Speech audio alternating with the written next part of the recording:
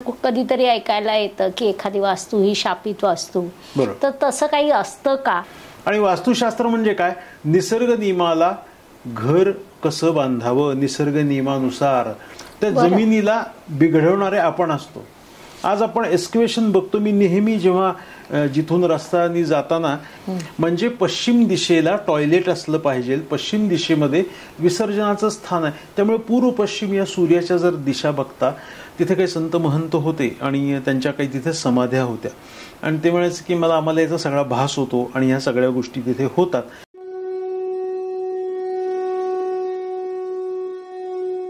नमस्कार. आजचा आपला एपिसोड अत्यंत वेगळा आणि खास होणार आहे.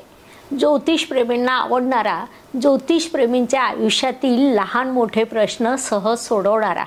आज आपल्याकडे अत्यंत मोठे अतिथी आलेले आहेत आणि आपल्याकडे अशी परंपरा असते की अतिथी आले की आपण ओळख करून द्यावी. परंतु आज मी ओळख करून देणार नाही आहे, कारण जेव्हा तुम्ही त्यांना पाहाल तेव्हा लगेच ओळखाल. कारण महाराष्ट्रातील घराघरात पोहोचलेले वास्तू तथास्तू, म्हणजे पूर्वीच्या काळी आपली आजी म्हणायची की वास्तू म्हणते तथास्तू, तर ते वास्तू तथास्तू म्हणजे नेमकं काय हे उलगडून सांगणारे आणि वास्तूला तथास्तू तिने म्हणावं यासाठी काय करावं हे सांगणारे आदरणीय श्री मकरंद सरदेशमुख सर या ठिकाणी आलेले आहेत. नमस्कार सर. आपलं आमच्या या यूट्यूब चॅनलवर ॲस्ट्रोगुरू डॉक्टर ज्योती जोशी या चॅनलवर मनपूर्वक स्वागत. धन्यवाद. आपण गेली अनेक वर्ष वास्तुशास्त्राचं कार्य करीत आहात. आणि खूप सोप्या भाषेत सहजतेने लहान मोठे उपाय देणं ही आपली एक ओळख आहे. मी तुम्हाला एक थोडा वेगळा प्रश्न विचारेल की पूर्वीच्या काळी झोपड्या होत्या, छोटी छोटी घरं होती, मग असं सर्व असताना वास्तुशास्त्राची खरंच गरज आहे? हो, अतिशय सुंदर प्रश्न तुम्ही मला विचारलाय आणि पहिल्यांदा खूप धन्यवाद. तुम्ही आज या प्लॅटफॉर्मवरती मला आमंत्रित केलं आणि हे माझं भाग्य म्हणायचं. पहिला प्रश्न अतिशय सुंदर आहे की आता वास्तुशास्त्राची गरज का आहे याचा विचार करता. म्हणजे पूर्वी काय होतं की शेतकरी शेतामध्ये घर बांधायचा, त्याची झोपडी होती. जमीनदार त्याच्या जमिनीवरती त्याचा एक टुमदार असा बंगला बांधायचा, म्हणजे ज्याला हवेली म्हणायचं. तर यामध्ये पूर्वी असं होतं की बहुतेक सगळीकडे ओपन स्पेस भरपूर होती, म्हणजे खूप मोकळी जागा भरपूर होती. आणि वास्तुशास्त्र म्हणजे काय? निसर्ग नियमाला घर कसं बांधावं, निसर्ग नियमानुसार. ते जर निसर्गाचे नियम आपण डावलले तर आपल्याला घरामध्ये निसर्गाचा जो काही सपोर्ट आहे, म्हणजे वास्तुशास्त्र कशावर आहे? पंच महाभूतावर आधारित आहे. अग्नी, वायू, पृथ्वी, जल आणि आकाश. मी लोकांना स्पष्ट सांगतो की वास्तुशास्त्र म्हणजे उपाययोजनेचं शास्त्र नाहीये, बेसिक बिल्डिंग बायोलॉजी आहे. की निसर्गाच्या नियमानुसार घर कसं असलं पाहिजे का? तर सकाळचा कोवळा सूर्यप्रकाश घरात यायला पाहिजे. पश्चिम दक्षिणेकडनं येणारं वारं जे आहे तेही आपल्याला यायला पाहिजे. यानंतरनं आपल्याला ऊन, थंडी, वारा याच्यापासून आपल्याला भक्कम असं कवच देणारे 4 भिंती सुद्धा हव्या आहेत. मग ह्या सगळ्या दृष्टींचा विचार करता आपल्याला विश्वकर्मा प्रकाश, जो विश्वकर्मांनी लिहिलेला आहे ग्रंथ, आणि मयमुनी हे मंदोदरीचे वडील आणि रावणाचे सासरे मयासूर यांनी मयमतम ग्रंथ लिहिला. यामध्ये निसर्गाच्या नियमानुसार अनुकूल तुमची वास्तू, म्हणजे तुमचं घर कसं असावं हे बांधण्याचं शास्त्र हे वास्तुशास्त्र आहे. मग त्यावेळी आणि आज जर बघितलं तर आता ओपन स्पेस कमी आहे, म्हणजे निसर्गाच्या नियमाला डावलून घरं बांधली गेलेली आहे. त्याचं कारण आहे की हे राजांच्या काळामध्ये आपण म्हणतो की आपल्या बऱ्याचशा स्वाऱ्या झाल्या आपल्यावरती आणि ग्रंथ संपदा लुप्त झाली. साऊथ इंडियामध्ये ह्या सगळ्या गोष्टी होत्या, नॉर्थमध्ये पण होत्या, पण मधल्या काळामध्ये ही लुप्त झाल्यामुळे बांधकाम हे असंच फक्त स्ट्रक्चरल सायन्स, म्हणजे बांधकाम शास्त्रानुसार ते करत गेलं, पण वास्तूच्या नियमानुसार बांधणं कमी झालं. त्यामुळे हे प्रॉब्लेम्स वाढले. आणि पूर्वीच्या काळी काय होतं की सूर्यप्रकाश घरात यायचा, कारण त्या शेतकरी दादाला वास्तुशास्त्र माहित नव्हतं, पण त्याच्या वाडवडिलांकडनं त्यांनी एक वाक्य ऐकलं होतं की बाळा घर बांधतोयस तर उगवतीला घराचा दरवाजा पाहिजे, पश्चिमेला परसदार पाहिजे.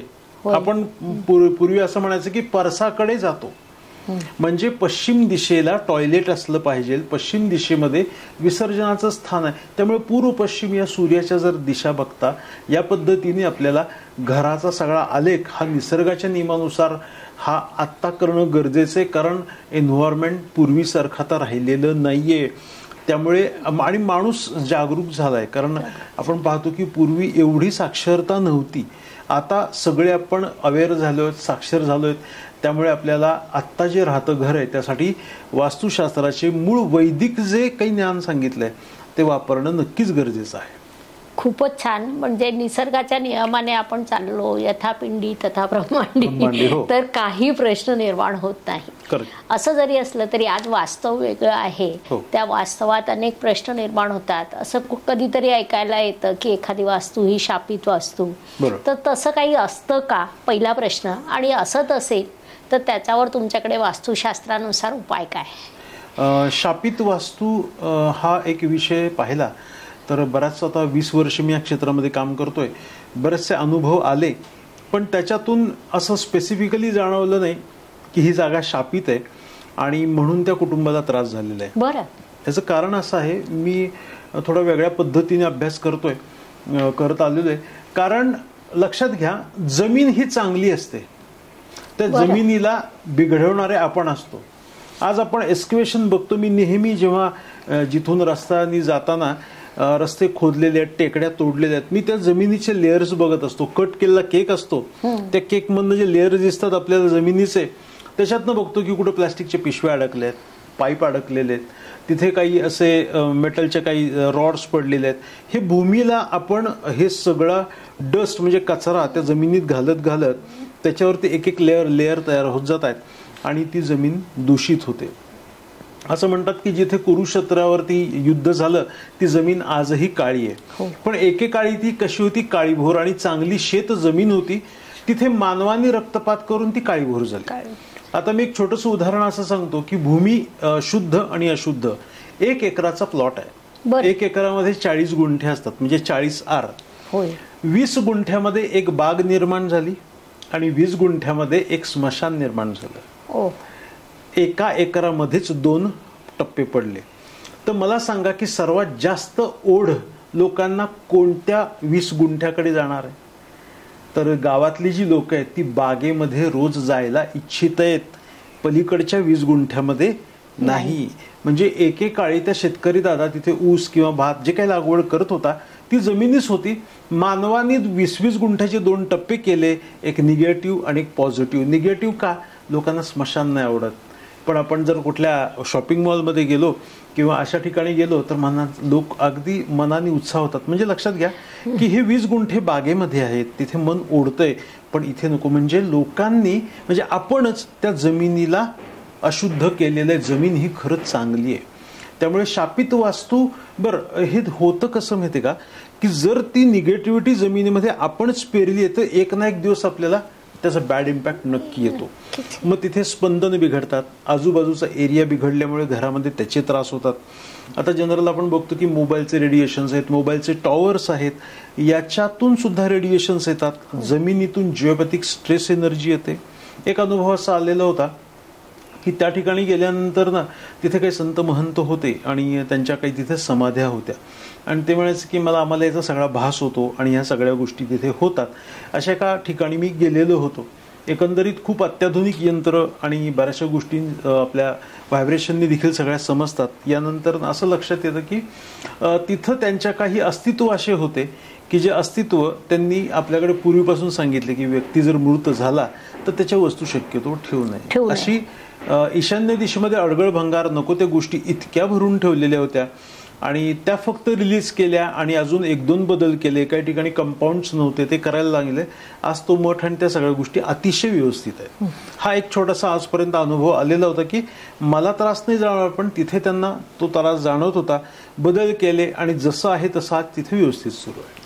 एक वेगळी दृष्टी मिळाली. आपण कायम शॉर्टकट उत्तर, वास्तू शापित आहे म्हणून प्रश्न निर्माण होतात असं उत्तर देतो आणि मोकळं होतो. परंतु आज सरांनी त्याच्यावर वेगळी दृष्टी दिली आहे की वास्तू शापित नसते, जमीन प्रत्येक चांगली असते. म्हणजे या दिशेने सुद्धा विचार करायला हवा आणि त्याची सुरुवात आपणच करायला हवी, हे देखील तेवढंच खरं आहे.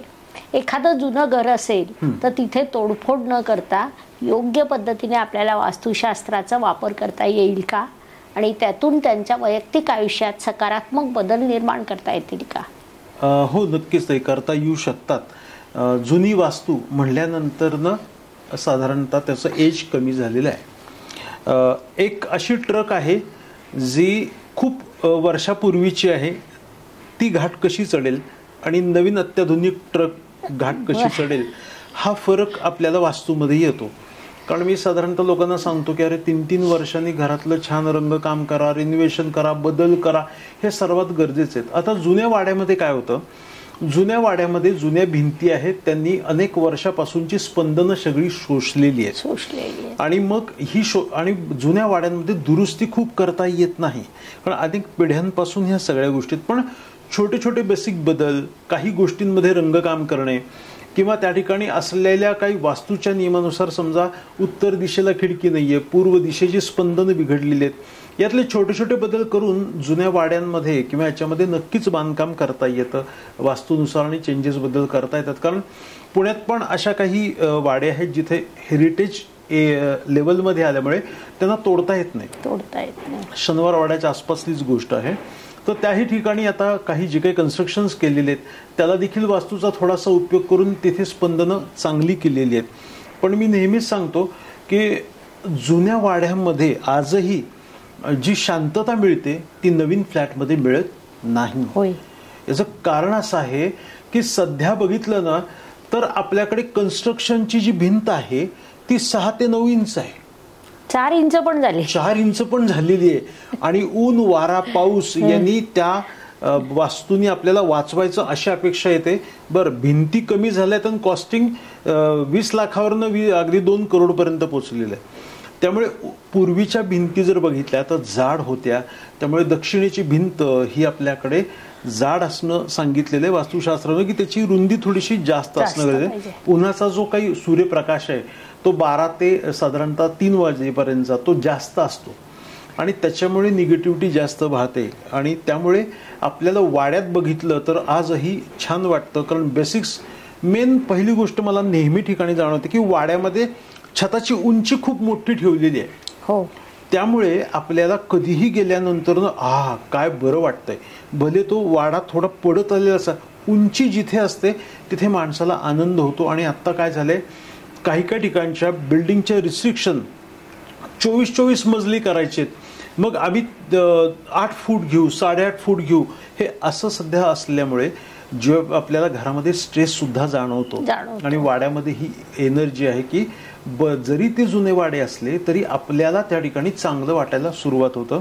आणि नंबर 2ची गोष्ट अशी आहे की सध्या कुठलाही फ्लॅट आपण बघितला ना तर ताई कमीत कमी 5 फूट बाय 6 फुटाच्या खिडक्या आहेत. मग ती जर पूर्वेला असू दे, उत्तरेला असू दे किंवा दक्षिणेला पश्चिमेला, खिडक्या ह्या खूप मोठ्या नको आहेत. कन्स्ट्रक्शन कॉस्ट वाचावी म्हणून खिडक्या मोठ्या केल्या जातात. त्यामुळे घरात धूळ, बाहेरच्या वातावरणातले जीवजंतू सहज येत आहेत. आपण पूर्वीचे वाडे पाहिले तर किती छोट्या खिडक्या होत्या, अगदी एखादा माणूस सहज येऊ शकेल एवढीच खिडकी, आणि जाड जाड त्याला असे बार होते. त्यामुळे काय होतं की ज्या काही वाईट स्पंदन आहेत ती सहज आता घरात प्रवेश करतात, कारण दरवाजे बंद आहेत आणि खिडक्या सगळ्या उघड्यात, त्या 5-5, 6-6 फूट आहेत. त्यामुळे कन्स्ट्रक्शन करताना आपल्याला बऱ्याच गोष्टींचा विचार करावा लागतो. आणि माझी एक पद्धत थोडीशी अभ्यासू वेगळी आहे की त्या घरामध्ये तुम्ही राहायला गेलात की तुम्हाला कोणताही प्रॉब्लेम येऊ नये वास्तूमुळे. आता तुमची कर्म कुंडली ह्या सगळ्या गोष्टींमुळे जे होतं तो, पण आपल्या आयुष्यामध्ये 60% सपोर्ट वास्तूच आहे. ती वास्तू ओके असेल तर आपल्या आयुष्यातले 60% गुण पक्के. मग झालो आपण पास ना, आपण खूप डिस्टिंक्शन मध्ये नाही आणि लोएस्ट मध्ये नाही. त्यामुळे मी लोकांना सांगतो बाबा तुमचं घर 60 ते 70% तरी वास्तूच्या नियमांच्या जवळपास पाहिजे. आणि घेताना योग्य वास्तुतज्ञाच्या सल्ल्याने घ्या. घेतला असेल तर योग्य तज्ञाच्या सल्ल्याने बदल करा. जो प्रत्यक्ष वास्तू व्हिजिटला येतोय, असिस्टंट पाठवणारे नको, शिकाऊ कामगार नको, कारण तुमच्या घरामध्ये ट्रायल नको. इथं पक्का आणि परफेक्ट रिझल्ट पाहिजेत. मोदी की गॅरंटी जसं म्हणतात तसं आमची वास्तू तथा तुझी गॅरंटी आहे, कामच होणार जसं ते तुमची गॅरंटी.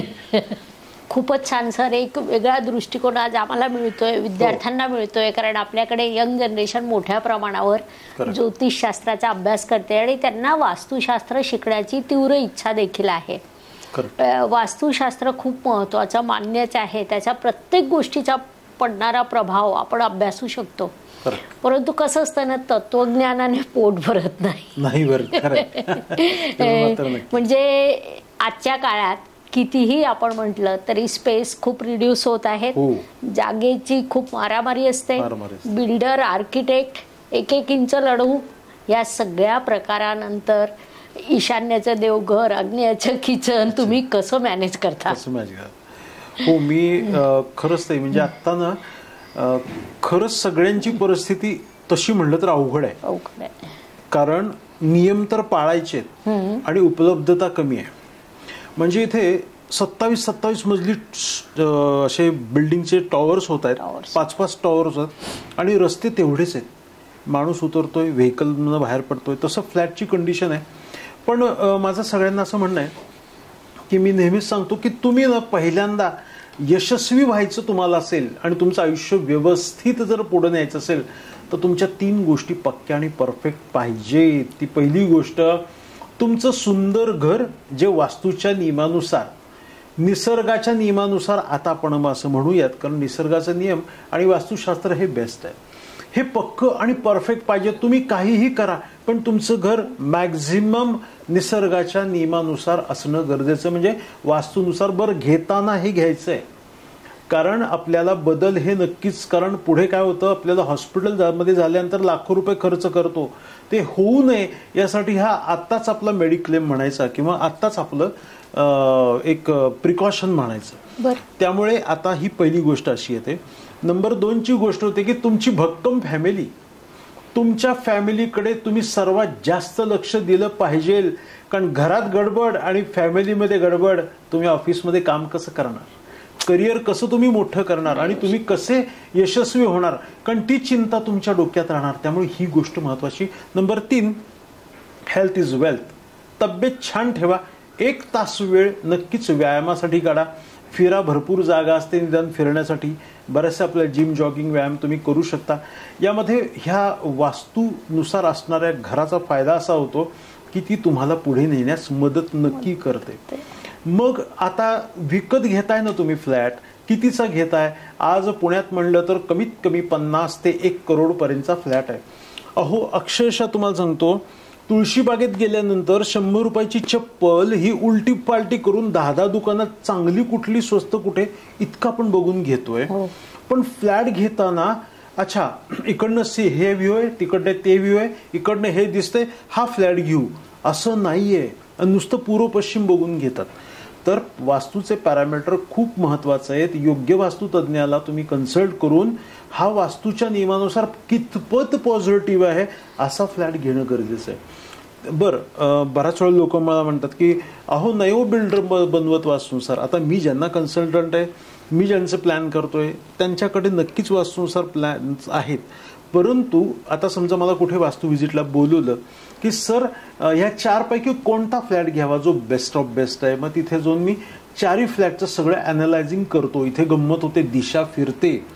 जो प्लॅनवरनं नुसता फ्लॅट बुक करतो तो 100% फसतो.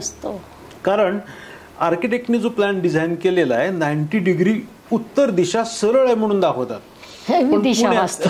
विदिशा वास्तूमध्ये गंमत होते. आणि मग तिथे गेल्यावर कळतं की दरवाजाच तिरका आहे, हे तिरका आहे. अरे यासाठी वास्तुतज्ञ नावाची एक व्यक्ती आहेत आपल्या समाजामध्ये. त्यामुळे गुरुचं मार्गदर्शन आणि ज्योतिषाचं मार्गदर्शन, वास्तुतज्ञाचं मार्गदर्शन, डॉक्टरांचं मार्गदर्शन ही लोक का परमेश्वरांनी निर्माण केलेत? तुमचे मार्गदर्शक म्हणून.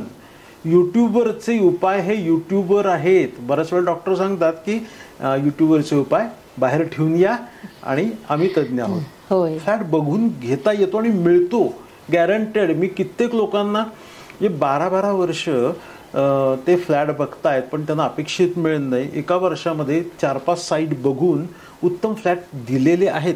म्हणजे केल्याने होत आहे रे, आधी केलेच पाहिजे. नाही आम्हाला कुठं वास्तूनुसार फ्लॅट मिळणार, असं कुठं असतं का? असं म्हणलं की समस्यांना आपण सामोरं जायला आपोआप तयार करतो. त्यामुळे आपल्याला जेवढं जमेल तेवढं पक्का आणि परफेक्ट करणं गरजेचं आहे. बरं, ईशान्येलाच देवघर ठेवलं पाहिजे का? त्याला पर्याय दिलेले आहेत.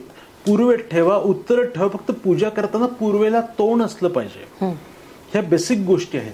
आणि ईशान्येतलं देवघर हेच फळ देतं असं नाहीये. या 3 ज्या दिशा आहेत जिथे ऊर्जा मिळते, देवाची शक्ती आहे, पूर्व दिशा आहे, ईशान्य दिशा आणि उत्तर दिशा, ह्याला देवभाग म्हणलेलं, देवाची जागा म्हणले, तिथे देवघर असणं गरजेचं आहे. तसं प्रत्येक गोष्टीला पर्याय आहेत. पण मॅक्झिमम आपली वास्तू 70-60% रेटिंगमध्ये असेल तर ती फळ आणि बळ आयुष्याला नक्की देते. खूपच छान. शोधा म्हणजे सापडेल. हो, खरंय. खूपच छान.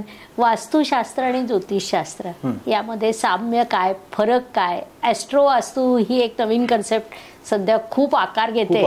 करेक्ट. त्याचं नेमकं फलित काय? नक्कीच. ॲस्ट्रो आणि वास्तू ह्याचं सध्या ज्या 2 बेसिक गोष्टी बसवल्या जात आहेत, तर मी असा विचार करतो की ॲस्ट्रॉलॉजी म्हणजे ज्योतिष हे तर खूप श्रेष्ठ आहे आणि ज्येष्ठ शास्त्र आहे. ते आपल्याला आकाश तत्वाशी संदर्भात आहे आणि भूमी तत्वाशी संदर्भात आहे वास्तुशास्त्र. तर आपल्या कुंडलीतील दोष काय आहेत, ग्रहस्थिती काय आहे, दशा काय चालू आहे, महादशा काय चालू आहे, रत्न काय धारण करायची, उपाययोजना काय करायची, यासाठी ज्योतिषशास्त्र हे त्याच्या लेवलला एक स्ट्रॉंग आणि सगळ्यांनीच त्याचा नेहमी वापर करावा असं शास्त्र आहे. माझ्याकडे अशी काही उदाहरणं आहेत की मोठमोठे उद्योजक अख्खे 8 दिवस डिझाईन करून घेत आहेत. बरं. कैसा करणे का, क्या करणे का, इस टाइम पे अग्रीमेंट करणे का, इस डेट डील करणं, हे सगळं ॲक्युरेट सगळ्या गोष्टी ॲस्ट्रॉलॉजीचा यूज करून, तज्ज्ञांचं मार्गदर्शन घेऊन त्यांचे 8-8, 10-10 दिवस, महिन्यातले 3 टप्पे त्यांच्याकडे दिलेले असतात. बरं. इतकं हे ज्येष्ठ ॲस्ट्रॉलॉजी. आणि वास्तुशास्त्र जे आहे ते घर निसर्गाच्या नियमानुसार कसे बांधावे आणि कसे वापरावे याचं हे शास्त्र आहे. त्यामुळे आता आपण असं जर गृहीत धरलं की यांची ही रास आहे, यांचा हा दरवाजा पूर्वेला आहे, यांची ही रास आहे, त्यांना तो दक्षिणेचा दरवाजा शुभ आहे. पण त्या घरामध्ये एकच व्यक्ती राहणार नाहीये, घरातले 4-5 लोक राहणार आहेत. त्यामुळे तुम्ही कुंडलीचा वापर वास्तुशास्त्र म्हणजे घर घेताना किंवा घरातले बदल करताना कृपया करू नका. फक्त एवढं आहे की तुमच्या कुंडलीमध्ये तुमच्या घरामध्ये काय दोष आहेत हे दिसू शकतं आणि आपण ते फॉल्ट काय म्हणजे आता कुंडलीमध्ये असं दिसत नाही की तुमच्या घरामध्ये ईशान्य दिशेला इथं फ्रीज ठेवलेलं आहे, इथं टॉयलेट ठेवलेलं आहे, तिथे कोणती तरी निगेटिव्ह स्पंदनं आहेत त्या आपल्या याच्यामध्ये दिसतं. कारण फ्लॅट घेताना आपल्याला वास्तुशास्त्राचे मूळ नियम पाळणं खूप गरजेचं आहे. कारण लक्षात घ्या, आता एक कार आपण घेतो, बरोबर, कार आणि फ्लॅट हा दोन्ही एका पॅटर्न मध्येच आहे. बरं. असं आहे का की माझी धनु रास आहे मग मला स्टेअरिंग आहे ते डाव्या बाजूला आहे आणि माझी वृषभ रास आहे म्हणून स्टेअरिंग कारचं माझ्या बाजूला आहे, मकर रास आहे म्हणून इकडच्या साईडला आहे, असं कुठे आहे का? राशीनुसार स्टेअरिंग बदलणार नाहीये, सिटिंग पोझिशन तीच राहणार आहे, कारण ते कारचे नियम आहेत. तसे वास्तूचे म्हणजे घराचे नियम तेच आहेत की आमच्या राशीमध्ये अग्नी तत्व इथे म्हणून आग्नेयाला हे नको असं नाही, आग्नेयाला किचन हवंच, पूर्व जे पद दिलेत पदमंडल त्यामध्येच दरवाजा हवा आहे, फ्लॅटचा येत नाही, त्याला उपाययोजना आहेत. कारण अनेक आता ते पदमंडलामुळे काय होतंय, लोकांचं कन्फ्युजन होतं की एकाशती पदमंडलानुसार आमचा दरवाजा इथे नाहीये तिथे नाहीये, ह्या झोनमध्ये फ्लॅटमध्ये कोपऱ्यातच दरवाजा येतो, त्यामुळे माझ्याही घराचा दरवाजा पदात नाहीये, फक्त ऑफिसचा आहे कारण मी ते बांधून घेतलं अख्खं. अच्छा. पण त्याला उपाययोजना, पण दरवाजा तरी शुभ असणं गरजेचं आहे. त्यामुळे ह्या पोझिशनमध्ये ना आपल्याला ॲक्युरेट वास्तूनुसार जेवढं काही आपल्याला मिळेल ते एकदम बेस्ट आहे. त्यामुळे प्रयत्न करायचा की वास्तुशास्त्र आणि ज्योतिषशास्त्र हे दोन्ही आपापल्या ठिकाणी आहेत. त्यामुळे ह्याचं साम्य उपाययोजनाच्या वेळेला भरपूर उपयोग होतो ज्योतिष आणि वास्तुशास्त्राचा. पण घर विकत घेताना जसं कारचं स्टेअरिंग बदलू शकत नाही त्या पद्धतीने आपल्या घराचे नियम घरातल्या सगळ्यांना, कारण घरात 4-4, 5-5 लोक राहतात, प्रत्येकाच्या कुंडल्या दशा महादशा ह्या सगळ्या वेगवेगळ्या आहेत. पण एक लक्षात ठेवा, आई ही वास्तू आहे, त्यामुळे आईची माया ही आपल्यासाठी सर्वात महत्वाचं काम करते. त्यामुळे तुमचं घर तुम्हाला 60% सपोर्ट करतं कुठल्याही अडीअडचणीच्या काळामध्ये. मी स्वतः अनुभव घेतलेले आहेत की तुमची 7.5 पनौती दशा महादशा कोणती राहूची शनीची अथवा केतूची सुरू असली तरी तुमचं घर वास्तूच्या नियमानुसार असेल तर त्याचे परिणाम कमी होतात. फटके हे बसणार आहेत कारण ते फटके कर्माचे असतात, ग्रहांचे नसतात. त्यामुळे तिथे वाचवणारी ही वास्तू आहे. म्हणून आज आपण बघतो की टाटाची गाडी का फेमस आहे. याची कारण असं आहे की बिल्ड क्वालिटी त्याची बेस्ट आहे. तसं तुमचं घर पक्क आणि परफेक्ट पाहिजे ॲज पर वास्तूच्या नियमानुसार. कारण मी लोकांना सांगतो, अरे जगण्यासाठी तुमच्या घराची एकतरी शुभ दिशा ओपन पाहिजे. शुभ दिशा कोणती आहे? देवाची 2 दिशा आहेत, एक पूर्व सूर्याची आणि उत्तर दिशा ही चंद्राची. आणि याचा थेट संबंध कसा येतो आपल्याशी की ही जी उजवी नागपुडी आहे ती सूर्य नाडी आहे, याचा संबंध पूर्वेशी आहे. आणि डावी नागपुडी ती चंद्र नाडी आहे, ती उत्तर दिशेची. हे दोन्हीही नागपुड्या ज्या आपल्या इथे आहेत हे आपल्यावरची शरीरातली सगळी ऊर्जा त्याच्यामुळे. आणि तुमच्या घराची उत्तर पूर्व दिशा बंद आहे आणि तुम्ही कितीही यंत्र लावा, कितीही उपयोग करा, किती रेमेडीज करा, तुम्हाला परिणाम त्याचे विशेष मिळणार नाहीत. त्यामुळे घर विकत घेताना, घर बांधताना या दोन्हीही दिशांना खिडक्या आणि दरवाजा असणं खूप गरजेचं आहे. कारण सूर्य आणि चंद्राचा प्रभाव खूप महत्वाचा आहे. सूर्य पिता आहे, चंद्र माता आहे. त्यामुळे आपल्याला या दोन्हीही दिशांचा आशीर्वाद खूप महत्वाचा आहे. दक्षिण पश्चिम बंद असावी, कमीत कमी खिडक्या असाव्या, हे बेसिक लॉज आहेत. पण एक तरी दिशा घराची ओपन असली की जीवन आपलं सुसह्य होतं. पण ज्या घरामध्ये उत्तर आणि पूर्व दिशा बंद दिसलेली आहे, मेजर प्रॉब्लेम त्या ठिकाणी आहे. त्यामुळे हे बेसिक्स तरी गोष्टी पाहून घर घेणं गरजेचं आहे. खूपच छान. वास्तू ही आई आहे, ती आपली काळजी घेते. हो, बरोबर आहे, मायेने काळजी घेते आणि आपण सुद्धा तिची काळजी घेणं ही आपली जबाबदारीच आहे. बरोबर आहे. एखाद्या आपल्याकडे यंग जनरेशन आहे, त्यांना वास्तुतज्ञ व्हायचं असेल तर त्यांनी कुठे अभ्यास करावा, कसा करावा, याबद्दल काय मार्गदर्शन कराल? खूप मस्त कोड्याचा प्रश्न टाकलाय तुम्ही. कारण मी रोज 7-10 कॉल घेतो, ऑफिसमध्ये येतात माझ्या की सर आम्ही तुमचे व्हिडिओ पाहतो, आम्ही तुम्हाला साम टीव्ही 20 वर्षापासून रेडिओवर अनेक वेळेला ऐकलेलं आहे, क्लासेस घ्या, क्लासेस घ्या, क्लासेस घ्या. गुरुची रास असली तरी अजून आदेश आलेला नाहीये की क्लासेस घ्या म्हणून, नाहीतर मी क्लासेस नक्कीच घेईन. पण मी ज्यांना वास्तुशास्त्र शिकायचं आहे त्यांनी एकच बेसिक गोष्ट करावी की यूट्यूबचं वास्तुशास्त्र ऐकण्यापेक्षा मूळ ग्रंथ आणा. आणि मूळ ग्रंथ तुम्हाला सहज समजणारे नाहीयेत तर बरेचसे आपल्याकडे पुण्यात किंवा अनेक असे मेन दिग्गज आहेत जे ज्येष्ठ आहेत, त्यांची तुम्ही पुस्तकं घ्या. जसे आपले सर सहस्त्रबुद्धे सर, असे अनेक जे ज्येष्ठ लोक आहेत ज्यांची म्हणजे या ग्रंथांवरचा डायरेक्ट अभ्यास आहे. हे अलीकडच्यांचं शक्यतो वास्तुशास्त्र नका, तिथे सगळ्या गोष्टी गडबडलेल्या आहेत. कारण प्रत्येकाचं असं म्हणणं आहे की जी ईशान्य दिशा आहे तिथे टॉयलेट चालतं, ईशान्येत उपाय केले की विषय संपतो, नैऋत्येत टॉयलेट चालतं, नैऋत्येत किचन चालतं. मी तर स्ट्रेट फॉरवर्ड आहे, ईशान्य दिशा आणि नैऋत्य दिशेमध्ये असणारं टॉयलेट किंवा किचन उपाय करू नये. डायरेक्ट ऑपरेशन बदल, नाही तर घर सोड. तर एक दिवस ईशान्येचं टॉयलेट हे कॅन्सरला कारणीभूत ठरतं, आरोग्याला बिघडणं. वास्तूचा हा जो भाग आहे तो आपल्याला ईशान्य दिशा ही आहे. ब्रह्मस्थळ म्हणजे पोट आणि नाभीचा, आणि इथून खालचा भाग तो नैऋत्य दिशा आहे. वास्तुपुरुष हा अशा पद्धतीने तिथे झोपलेला आहे. त्यामुळे क्लासेस करण्याच्या आधी तुम्ही स्वतःला त्याची गोडी लावा. बरेचसे दिग्गज आहेत ज्यांचा तुम्ही क्लासेस करू शकता. माझ्या क्लासेसची वेळ कधी येईल ती नक्कीच कळू, पण अजून तरी का मी करत नाही तुम्हाला सांगतो. लोकांना मला उत्तर बऱ्याच वेळा द्यावं लागते, सर क्लासेस घ्या, क्लासेस घ्या, क्लासेस घ्या. पण मी सांगतो की मी जर क्लासेस घेतलो तर मला एकदम सोपं आहे. माझं सदाशिवपेठेत मोठं ऑफिस आहे आणि छान क्लासेसला भरपूर जागा आहे माझ्याकडे. पण परमेश्वरांनी मला मार्गदर्शन करण्यासाठी अजून कायम कार्यरत ठेवलेलं आहे. मी जर क्लासेस घेतलो तर लोकांना जीवापाड तळमळीने वास्तूचं मार्गदर्शन करणार करून, आणि हीच आता वानवा आहे. कारण सगळीकडे फिरून शेवटी वास्तू तथास्तूमध्ये येतात. सर आम्ही सगळीकडे गेलो आणि आम्हाला हे अनुभव आले. पण बऱ्याच वेळेला होतं काय, हे तुम्ही बऱ्याच वेळेला ऐकता, पण ही लोक काय करतात, फिरत बसतात. एकाने जे सांगितले ते फॉलो ही कम्प्लीट करत नाही. मग माझा असा फॉलोअप असतो वास्तू व्हिजिट झाल्यानंतर ना, की तुम्ही विदिन 6 मंथमध्ये सगळे बदल करणं गरजेचं आहे. चेंजेस ॲक्युरेट होणं गरजेचं आहे. कारण मी तुमचे प्रॉब्लेम सॉल्व्ह करायला आलेलो नाहीये, तुम्हाला मार्गदर्शन करायला आलेलो आहे. तुम्हाला अनुभव असेल की कुंडली काढतात आणि अहो आम्ही तुमच्याकडनं कुंडली काढली पण अजून काही इफेक्ट नाही. मग आपण विचारतो की बाबा तुम्ही काय काय उपाय केले?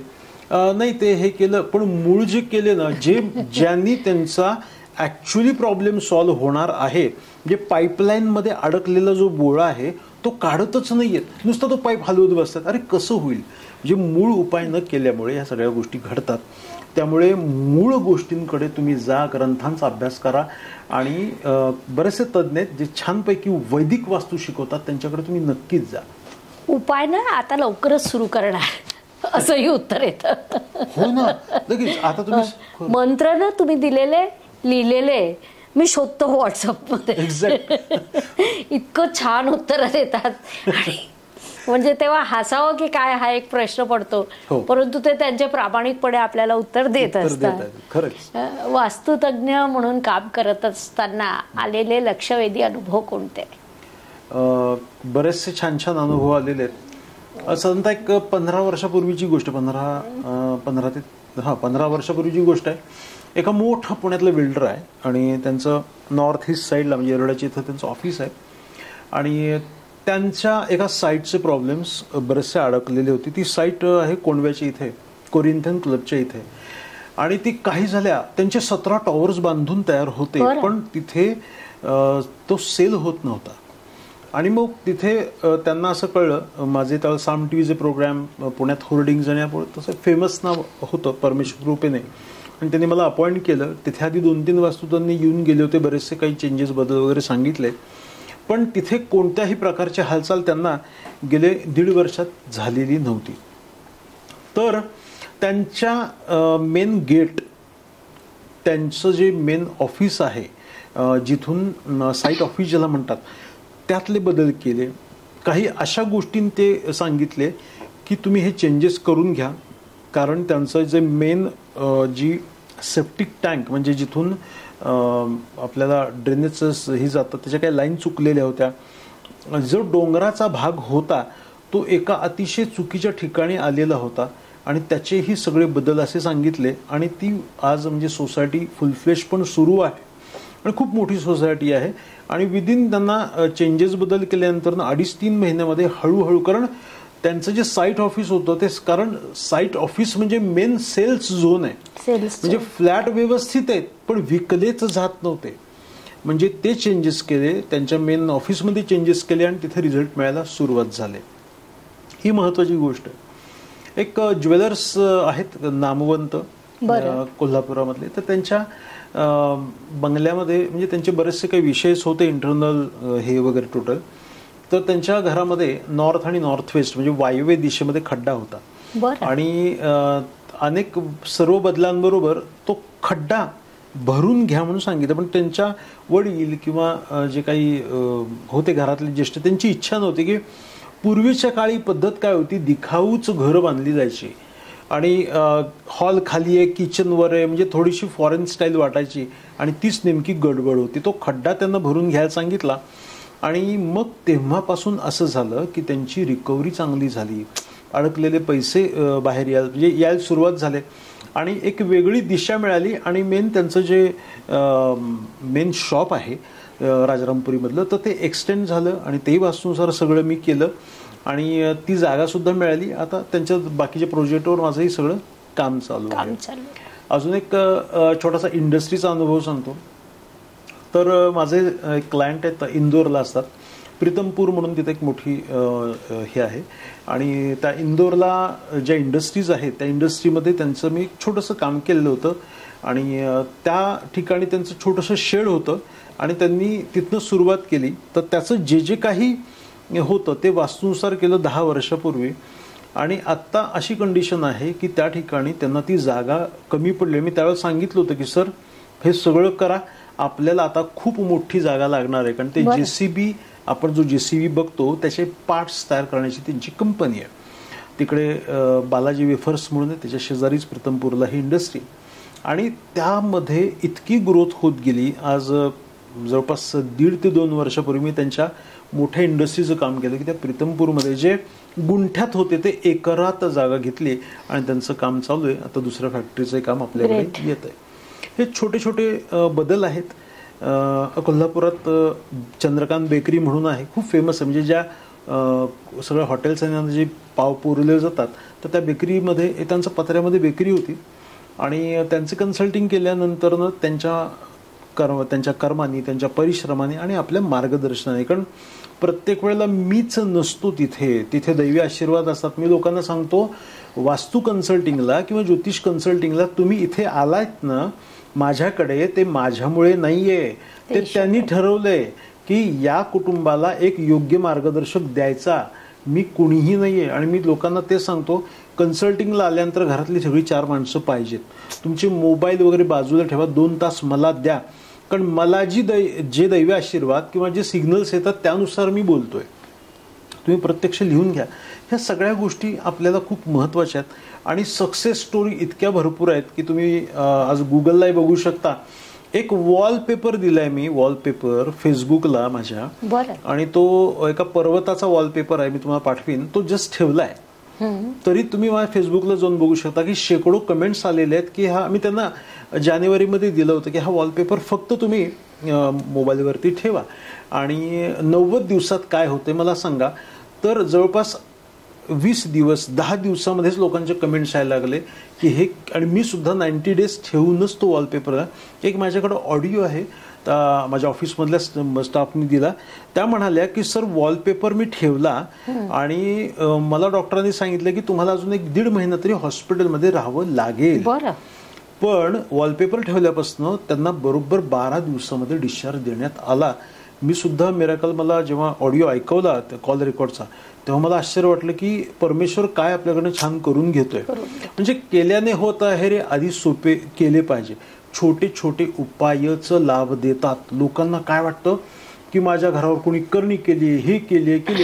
तुम्ही नुसता एक ठोकलेला खेळा जरी असेल ना घरात, जो कामाचा नाहीये, तो काढला आणि ते होल बंद केलं तरी घरातले प्रॉब्लेम आपल्या कमी होऊ शकतात. कारण घराची जी भिंत आहे ती त्वचा आहे आणि त्या त्वचेला विनाकारण मारून ठेवलाय खिळा. अरे तुम्हाला कसा वेदना होईल तशी त्या वास्तूला वेदना होते. म्हणून मी पहिल्यांदा वास्तू कन्सल्टिंगला गेल्यानंतर घराच्या भिंती बघतो पाहिजे, कुठे खेळेत का, कुठे अडकवलंय का, लिंबू मिरच्या आहेत का, कुठं नारळ बांधलाय का, कुठं कोवळे बांधलेत का, कुठं बाहुली बांधले. अरे कशाला, सुंदर इतके देवाने स्वस्तिक दिलंय, ओम दिलेलं आहे, छानपैकी तुम्हाला जे शुभचिन्ह दिली आहेत ती दरवाज्यावरती लावा. आणि हे सगळं बंद असणं खूप गरजेचं आहे. त्यामुळे ह्या इम्पॉर्टंट गोष्टी आहेत की अनुभव भरपूर आहेत. आणि मला म्हणजे बऱ्याच गोष्टी अशा वाटतात की लोक सध्या प्रॅक्टिकल उपाय करत नाहीत आणि चांगलं व्हावं अशी इच्छा करतात.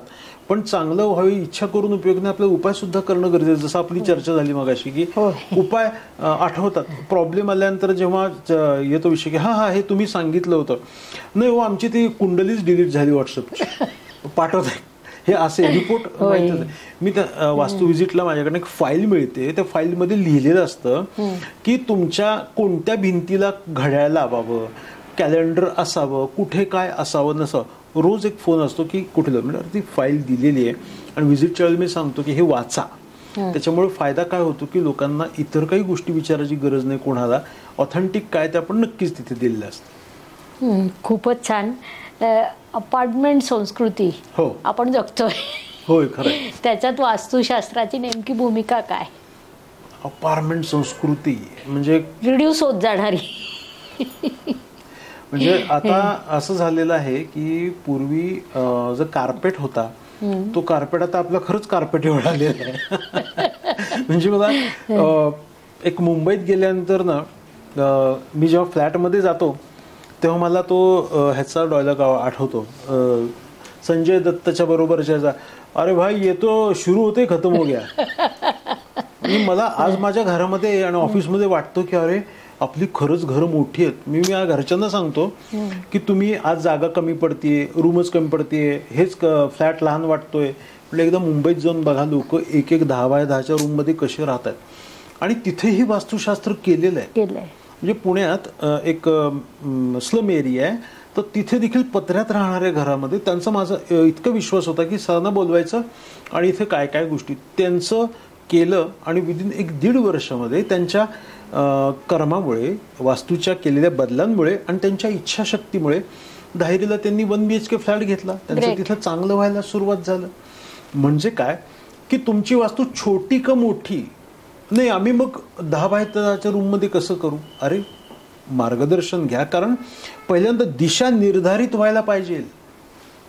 फोन येतात, आम्ही प्लॅन पाठवतोय, तुम्ही बघून घ्या. एक तर मी म्हणजे कारण माझं नक्षत्र आणि रास ह्याच्यामुळे मी मुळाशी जाऊन काम करणारा माणूस आहे आणि मला हे खोटं एकतर काही आवडत नाही आणि मी कोणाला सांगू इच्छित पण नाही. कारण चुकीचं होत असेल तर मग आपल्याला पटत नाही ती गोष्ट. नाही तर मग काय, तुम्ही एक चुकीचं काम केलं तर ते एकदा संपेल, खपेल, पण दुसऱ्यांदा केलं, तिसऱ्यांदा केलं तर पुढची कामं परमेश्वर आपोआप बंद करतो. त्यामुळे तुमचं ट्रू वर्क खूप महत्वाचं आहे. जे होत नाही ते सुद्धा घेत नाही. दिशा निर्धारित होणं गरजेचं आहे. कारण मगाशी म्हणल्याप्रमाणे आता डिग्रीमध्ये सगळं बदलतं. एका व्यक्तीने ही ईशान्य दिशा आहे म्हणून पूर्व आग्नेय दिशेमध्ये एक हॉल आणि एंट्रन्स असा सगळा घेतला. कारण त्यांना ॲक्च्युली कंपास रिअल सुद्धा वापरला नाही. त्यांनी काय केलेलं होतं, मोबाईल मधला कंपास. आणि आत्ता ह्या 3 वर्षामध्ये आयफोन सोडला तर अँड्रॉइडला जरा कंपास चांगले आलेत. नाही तर आधी ते मॅग्नेटिक फील्डमुळे चुकीचं द्यायचंय. बऱ्याच वेळेला असं होतं की तुमच्या जन्मतारखेनुसार एंट्रन्स तुमचा नैऋत्यला पाहिजे, जन्मतारखेनुसार हे असे चुकीचे बदल पूर्वी व्हायचे. जो ऑथेंटिक आहे ते ऑथेंटिक आहे. पण फ्लॅट संस्कृतीमध्ये सुद्धा वास्तुशास्त्राचा वापर आपल्याला करता येऊ शकतो, पण तो मार्गदर्शन घेऊन करणं खूप गरजेचं आहे. आता महिलांचा विषय असा येतो की मी महिलांना नेहमी सांगतो की तुमच्या साठी सर्वात महत्वाचा दागिना कुठला आहे, आवडता आग्नेयचं किचन. बरोबर. आणि एक आग्नेयचं किचन म्हणजे ऍक्च्युली आग्नेय दिशेमध्ये असलेलं किचन, आग्नेय किंवा दक्षिण, कारण दोन्ही अग्नी तत्वाच्याच. आपण बघा शांती करताना किंवा हे करताना अग्नी पृथ्वीवर आहे का, सपोर्ट पाहिजे त्या अग्नीचा. त्या आग्नेय दिशेमधलं एक किचन असेल तर 3 गोष्टी आपल्या भक्कम होतात ज्याच्यावरती आपल्याला आयुष्य आहे. एक पहिलं पोट, पैसा आणि पुरुष. आग्नेयचं जे स्वयंपाकघर आहे तर ते 3 गोष्टी भक्कम करतं. आणि ह्या 3 गोष्टी कुठल्या, तर पहिलं पोट, उदरभरण हे जाणी जे यज्ञ कर्म. त्यामुळे यज्ञाप्रमाणे आपण त्या पोटामध्ये आहुती दिली की हे यज्ञ कर्म आहे, मध्ये अग्नीशी संदर्भात म्हणजे पोट ओके होतं. नंतर घरातला पैसा, आग्नेय दिशा म्हणजे लिक्विड आहे. जे घरामध्ये पैसे येत नाहीत तर ते आग्नेय दिशेतल्या दोषांमुळे होतं. कारण अग्नी हा पैशाशी संबंधित आहे आणि लक्ष्मीचा कारक आहे, त्या ठिकाणी शुक्र आहे. ही एक गोष्ट भक्कम होते. नंबर 3 ची गोष्ट घरातला पुरुष तत्व, फायर सेक्शन. कारण पूर्वेला सूर्य उगवल्यानंतर उजव्या हाताला जो पश्चिमेकडे मावळत जातो ती संपूर्ण पूर्व ते पश्चिम, आग्नेय, दक्षिण, नैऋत्य ही सगळी पुरुष तत्वाची दिशा आहे. आणि उत्तर, वायव्य, ईशान्य, हे पुन्हा पश्चिम ही सगळी स्त्री तत्वाची जागा आहे. त्यामुळे आग्नेयला किचन, आग्नेयला दरवाजा, आग्नेयला किचन असलं की ह्या गोष्टी स्पेसिफिक होतात. आग्नेय दिशेला कुठे दोष आला तर ह्या 3 गोष्टींमध्ये गडबड होते. एका घरामध्ये सारखीच कर्ज वाढायची, आग्नेय दिशेला कट होता. अच्छा, कट म्हणजे काय, इथे आता व्याख्या चेंज होते. कट म्हणजे काय की आपला मोबाईल आयताकृती चौकोनी आहे, आपलं A4 साईजचा पेपर आयताकृती चौकोनी आहे, पण तो एका ठिकाणी जर कापला असेल तर काय होतं, तो कट म्हणतात. मग आग्नेय दिशा कट असेल तर घरामध्ये बळ पैशाच्या दृष्टीने मिळत नाही. म्हणून आग्नेयला दोष नसावा. मग आग्नेयला काय असावं, एकच फक्त किचन. कारण आग्नेय दिशेमध्ये कोणी झोपू शकत नाही. तुम्हाला कधी असं वाटतं की आता समजा आपल्याकडे लग्न आहे आणि लग्नासाठी खूप घरामध्ये पाहुणे आहेत, आपले 2 BHK फ्लॅट आहे, जागा नाही म्हणून कोणी किचन मध्ये झोपलेलं बघितलं नाही? कधीच नाही. कितीही मोठं घर असू दे, जागा नाही म्हणून किचनमध्ये एखादी कामवाली झोपू शकेल, बाबा आता उद्याच्याला सकाळी उठून काम करायचं, पण घरातला माणूस कधी किचनमध्ये झोपत नाही, कारण ती अग्नितत्वाची फायरिंग झोन आहे त्या ठिकाणी. त्यामुळे आग्नेय दिशेला किचन हे सर्वात महत्त्वाचं आहे. म्हणून हा मी म्हणतो की महिलांचा दागिना आहे. आणि घर बांधताना ना अक्षरशः तुम्हाला सांगतो, म्हणजे इथे TV 2-2 लाखाचा, इटालियन मार्बलला 5-5 लाख रुपये, एका ठिकाणी तर घर मी स्वतः पाहिलेलं आहे, फ्लॅट होता त्यांचा जवळपास 40 लाखाचा आणि 25 लाखाचं फर्निचर केलं होतं. बरं. आणि राहायला गेल्यानंतर प्रॉब्लेम आले म्हणून त्यांनी मला बोलवलं. मॅडम मी आश्चर्यचकित झालो, एकही कोपरा त्या इंटिरियर पर्सननी रिकामा ठेवलेला नव्हता. बरं. हा कोपरा भरलाय, तो कोपरा भरलाय, इकडं फर्निचर, तिकडं सगळं ब्लॉक. आणि घरात कुठेतरी मुलांना खेळायला जागा, 2 लहान मुलं आहेत, त्यांना खेळायलाच जागा नाही, 2-2 टिपॉयला धडकतायत, इकडे द्या, स्पेस द्या. घरामध्ये मोकळी जागा खूप महत्वाची. तसं किचन जे आहे ते किचन महिलांसाठी सर्वात महत्वाचं आहे. आणि तो दागिना यासाठीच म्हणलेला आहे की तुमचं किचनमध्ये असा मोकळेपणा पाहिजे. असं कॉम्पॅक्ट किचन असेल तर तुम्ही स्वयंपाक करू शकणार नाही. मी गेल्या सांगतो, माऊली तुम्ही आता इथे स्वयंपाक करताय, तुम्हाला आनंद वाटत नाही? नाही हो सर, आळशी करावंच वाटत नाही, नकोच वाटतं. असं नैऋत्य दिशेचं किचन असतं. कारण त्या स्त्रीला काय, कारण 6 तास किचनमध्ये जातात. तुम्ही वेळेस करा, हे 6 तास ती महिला तिथं माऊली काम करत असते. आणि तिला जर आनंददायक किचन नसेल तर काय होणार आहे, तिथे ऊर्जा नसेल तर तिची एनर्जी बिघडत जाते. त्यामुळे किचनमध्ये ह्या बेसिक गोष्टी छोट्या छोट्या अशा की स्वयंपाक करताना पूर्वेला तोंड असलं पाहिजे, आग्नेयाची जी दिशा आहे तिथं तुमचा गॅस असला पाहिजे, डाव्या बाजूला पाणी पाहिजे, फ्रीज जो येतोय तो एक्झॅक्ट तुमच्या पाठीशी नकोय. कारण मग आरशामध्ये जसं आपण बेड नाही दिसला पाहिजे तसं तुमच्या किचनमध्ये पूर्वेला तोंड केल्यानंतर तुम्ही स्वयंपाक करताय, पण तुमच्या पाठीमागे जर फ्रीज आला तर तो एक बेकार मॅग्नेटिक फील्ड आहे, पाठीचे आजार व्हायला सुरुवात होतात. पश्चिमेलाही तोंड करून स्वयंपाक नकोय. कारण काय होतं, पूर्वेची सगळी ऊर्जा ही पाठीवरती इफेक्ट होतो आणि पश्चिमेकडे आपण तोंड करतो. कारण सूर्याची एनर्जी आहे, आपल्याला माहिती की सूर्य मावळत नाही, पृथ्वी फक्त फिरती आहे. त्यामुळे पूर्वेस तोंड केलं तर अग्नीचं बळ मिळतं स्वयंपाक करण्यासाठी. नाहीतर आता आपण बघतोय की या महिलेचं म्हणजे होम मिनिस्टरचं अख्खा दिवस रांधावाडा उष्टी काढा याच्यात जातो. भाजणं, कापणं, चिरणं, टळणं, उकडणं, फोडणी देणं, या सगळ्या प्रक्रिया अग्नीच्या अग्नी तत्वात करायच्या आहेत तर बळ आपल्याला मिळतं. आणि तिथं स्वयंपाक करताना आपल्याला ग्रीन कलरचं काहीतरी पायपुसणं घेणं महत्त्वाचं आहे. छोटा बांबू ट्री किंवा असं ग्रीन कलरचं ग्रीनरी काय करते, एनर्जी देते. म्हणून डॉक्टरांचा आपण ग्रीन असतो.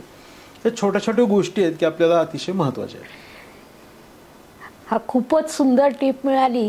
ग्रीन काहीतरी किचनमध्ये ठेवा, ही एक नवीन टीप आपण म्हणू शकतो. करेक्ट. सनातन संस्कृतीमध्ये वास्तुशास्त्राची काही पार्श्वभूमी आहे का? ते तर आपलं मूळ आहे, तेव्हापासूनच ह्या सगळ्या गोष्टींना. कारण रावणाचा सासरा मंदोदरीचा वडील मयासूर यांनी मयमतम ग्रंथ लिहिला. होय. आता ह्या मयमतम ग्रंथाची तुम्हाला मी एक अशी गंमत सांगतो आणि आपल्या दृष्टीने थोडासा एक धक्का आहे हा. हे मयमतम ग्रंथ मी ज्याच्यावर अभ्यास केला तर ते माझ्या ऑफिसमध्ये जे आहेत ना ते सगळे इंग्लिशमध्ये आहेत. म्हणजे हे दुर्दैवाची गोष्ट आहे. आणि तशी सुदैवाची. दुर्दैव का, तर ब्रुनो डेजन्स नावाचा एक फ्रेंचचा शास्त्रज्ञ आहे, त्यांनी काय केलं, आपल्या सगळ्या ग्रंथांचं कन्व्हर्जन ह्या मयमतम ग्रंथाचं फ्रेंचमध्ये केलं, नंतर इंग्लिशमध्ये केलं. आणि संस्कृत आणि इंग्लिश याचा जो 2 खंड आहेत, म्हणजे एवढे A4 साईजचे एवढे मोठे ग्रंथ आहेत साईजला, ते मयमतम. लेखक आहे ब्रुनो डेजन्स. आणि हा ग्रंथ कोणाचा, मयासूरचा. हे मयमतम ग्रंथ. आणि विश्वकर्मा प्रकाश हा देखील असाच आहे. म्हणजे आज रेफरन्सला आपल्या संस्कृतीमधलं वास्तुशास्त्र हे आम्हाला इंग्लिशमध्ये वाचावं लागतंय. आणि त्या जे श्लोक आहेत ना त्या श्लोकांचं सगळं भाषांतर हे इंग्लिशमध्ये केलं गेलंय. बरं. तर ह्यामध्ये आपण जर पाहिलं ना तर महाभारत काल, रामायण काल किंवा सर्व आताचे महाल आपण बघतो, ह्या सगळीकडे वास्तुशास्त्राचा पुरेपूर वापर केलेला आहे. का, निसर्गाच्या नियमानुसार हे घर बांधलं तर पडलं नाही पाहिजे. म्हणून आपण बघतो की मोठमोठे वाडे आजही भक्कम आहेत. केदारनाथचं तर आपल्याला उदाहरण सर्वात महत्वाचं आहे. याला आपण काही त्या दैवी शक्तीला नाकारूच शकत नाही की अशा एक्स्ट्रीम पोझिशनला तो आला, शिळा आली आणि सगळं थांबलं. हे आणि मूळ आता मी स्वतः पंढरपूरचं, पहिली गोष्ट लहानपण पांडुरंगाच्या मंदिरामध्ये खेळण्यात गेलेलं आहे. एकदा नामदेव पायरीच्या इथे मोठा खड्डा पडला होता, ज्याला पेव म्हणतात ना, ते पेव. तर आम्हाला असं कळलं, मी म्हणजे जमिनीचा वेडा माणूस, त्यामुळे वास्तुतज्ञ झालो. असं पेव पडलेलं आहे नामदेव पायरीच्या इथे. आणि मग आम्ही बघायला गेलो. नामदेव पायरीचे म्हणजे पश्चिम द्वाराला तिथे संत चोखामेळ्यांची समाधी आहे, तिथे नामदेव पायरी आहे. आणि त्याच्या उजव्या बाजूला ही खूप जवळपास 30 वर्षापूर्वीची, मी लहान असतानाची गोष्ट आहे, तर तिथे खड्डा पडलेला होता आणि ते बॅरिकेड्स लावून त्यावेळेला बंद केलेला आणि तो पेव होता. तर मला असं लक्षात आलं की हे जे मंदिर इतकं उंच बांधलेलं आहे ते त्याच्यापेक्षाही दुप्पट जमिनीमध्ये आहे. म्हणजे आधी पाया मग कळस, त्यामुळे इतके पूर येऊन गेले, इतकं झालं, पण नामदेव पायरी पर्यंत देखील पाणी आलेलं नाही. आलं असेल तर खूप मोठे आहे, 1965 वगैरे त्या पुरामध्ये. ही पंढरपूरची एक ही मंदिराची माझं पाहणी आहे. लहानपणापासून मी सगळ्या गोष्टी पाहिलेल्या आहे. एकही दगड हललेला नाही. महालक्ष्मीचं मंदिर बघा, ही सगळी हेमाडपंथी मंदिर जी बांधलेली आहेत ना, तर आज आम्ही जेव्हा अॅनालाइज करतो आमच्याकडचे ग्रंथ की मंदिर निर्माण शास्त्र, भवन निर्माण शास्त्र तंतोतंत सगळं आहे. कुठे खेळा मारलेला नाही, कुठेही चुना भरलेला नाही.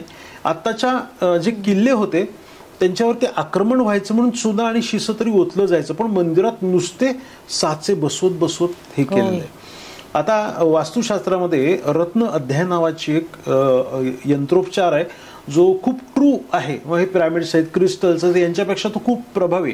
म्हणजे आपण जी ग्रहांची रत्न घालतो ती रत्न अष्टदिशांमध्ये आणि ब्रह्मस्थानामध्ये विधिवत आपल्याला त्या उत्तम नक्षत्रावरती स्थापन करणे, याला रत्नोध्याय म्हणतात.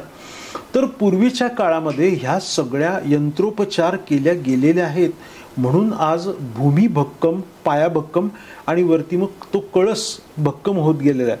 आज आपण राम मंदिराचं बघतो की आज त्याला राजकीय स्वरूप येऊ नये म्हणून त्याची पाया 1.5 वर्ष काम चाललेलं होतं. आणि आपण एखादीच न्यूज असली की चांदीची वीट नेली किंवा हा धातू नेला, एवढंच फक्त ऐकलं, पण संपूर्ण वैदिक वास्तूनुसार ते मंदिर नुसतं वरचं नाहीये तर पायापासून हे केलंय. म्हणून तुम्ही मंदिराची व्हॅलिडिटी किती आहे हे आता देखील प्रूव्ह आहे की पुढे 2,500 वर्ष त्या मंदिराला काही होणार नाही. इतकं वैदिक वास्तूचा आधार घेऊन हे सगळं केलेलं आहे. ते तुम्हाला ताई सांगतो, पुण्यातले एक मोठे उद्योजक आहेत ज्यांचे आज आपल्या डिफेन्सला खूप महत्वाची वाहनं किंवा त्यांच्यासाठी खूप महत्वाच्या पॅटर्न्स तयार करतात. तर ते जे आहेत भारत फोर्स, तर बाबा कल्याणी स्वतः वास्तुशास्त्राचं प्रत्येक गोष्टी यूज करतात आजपर्यंत.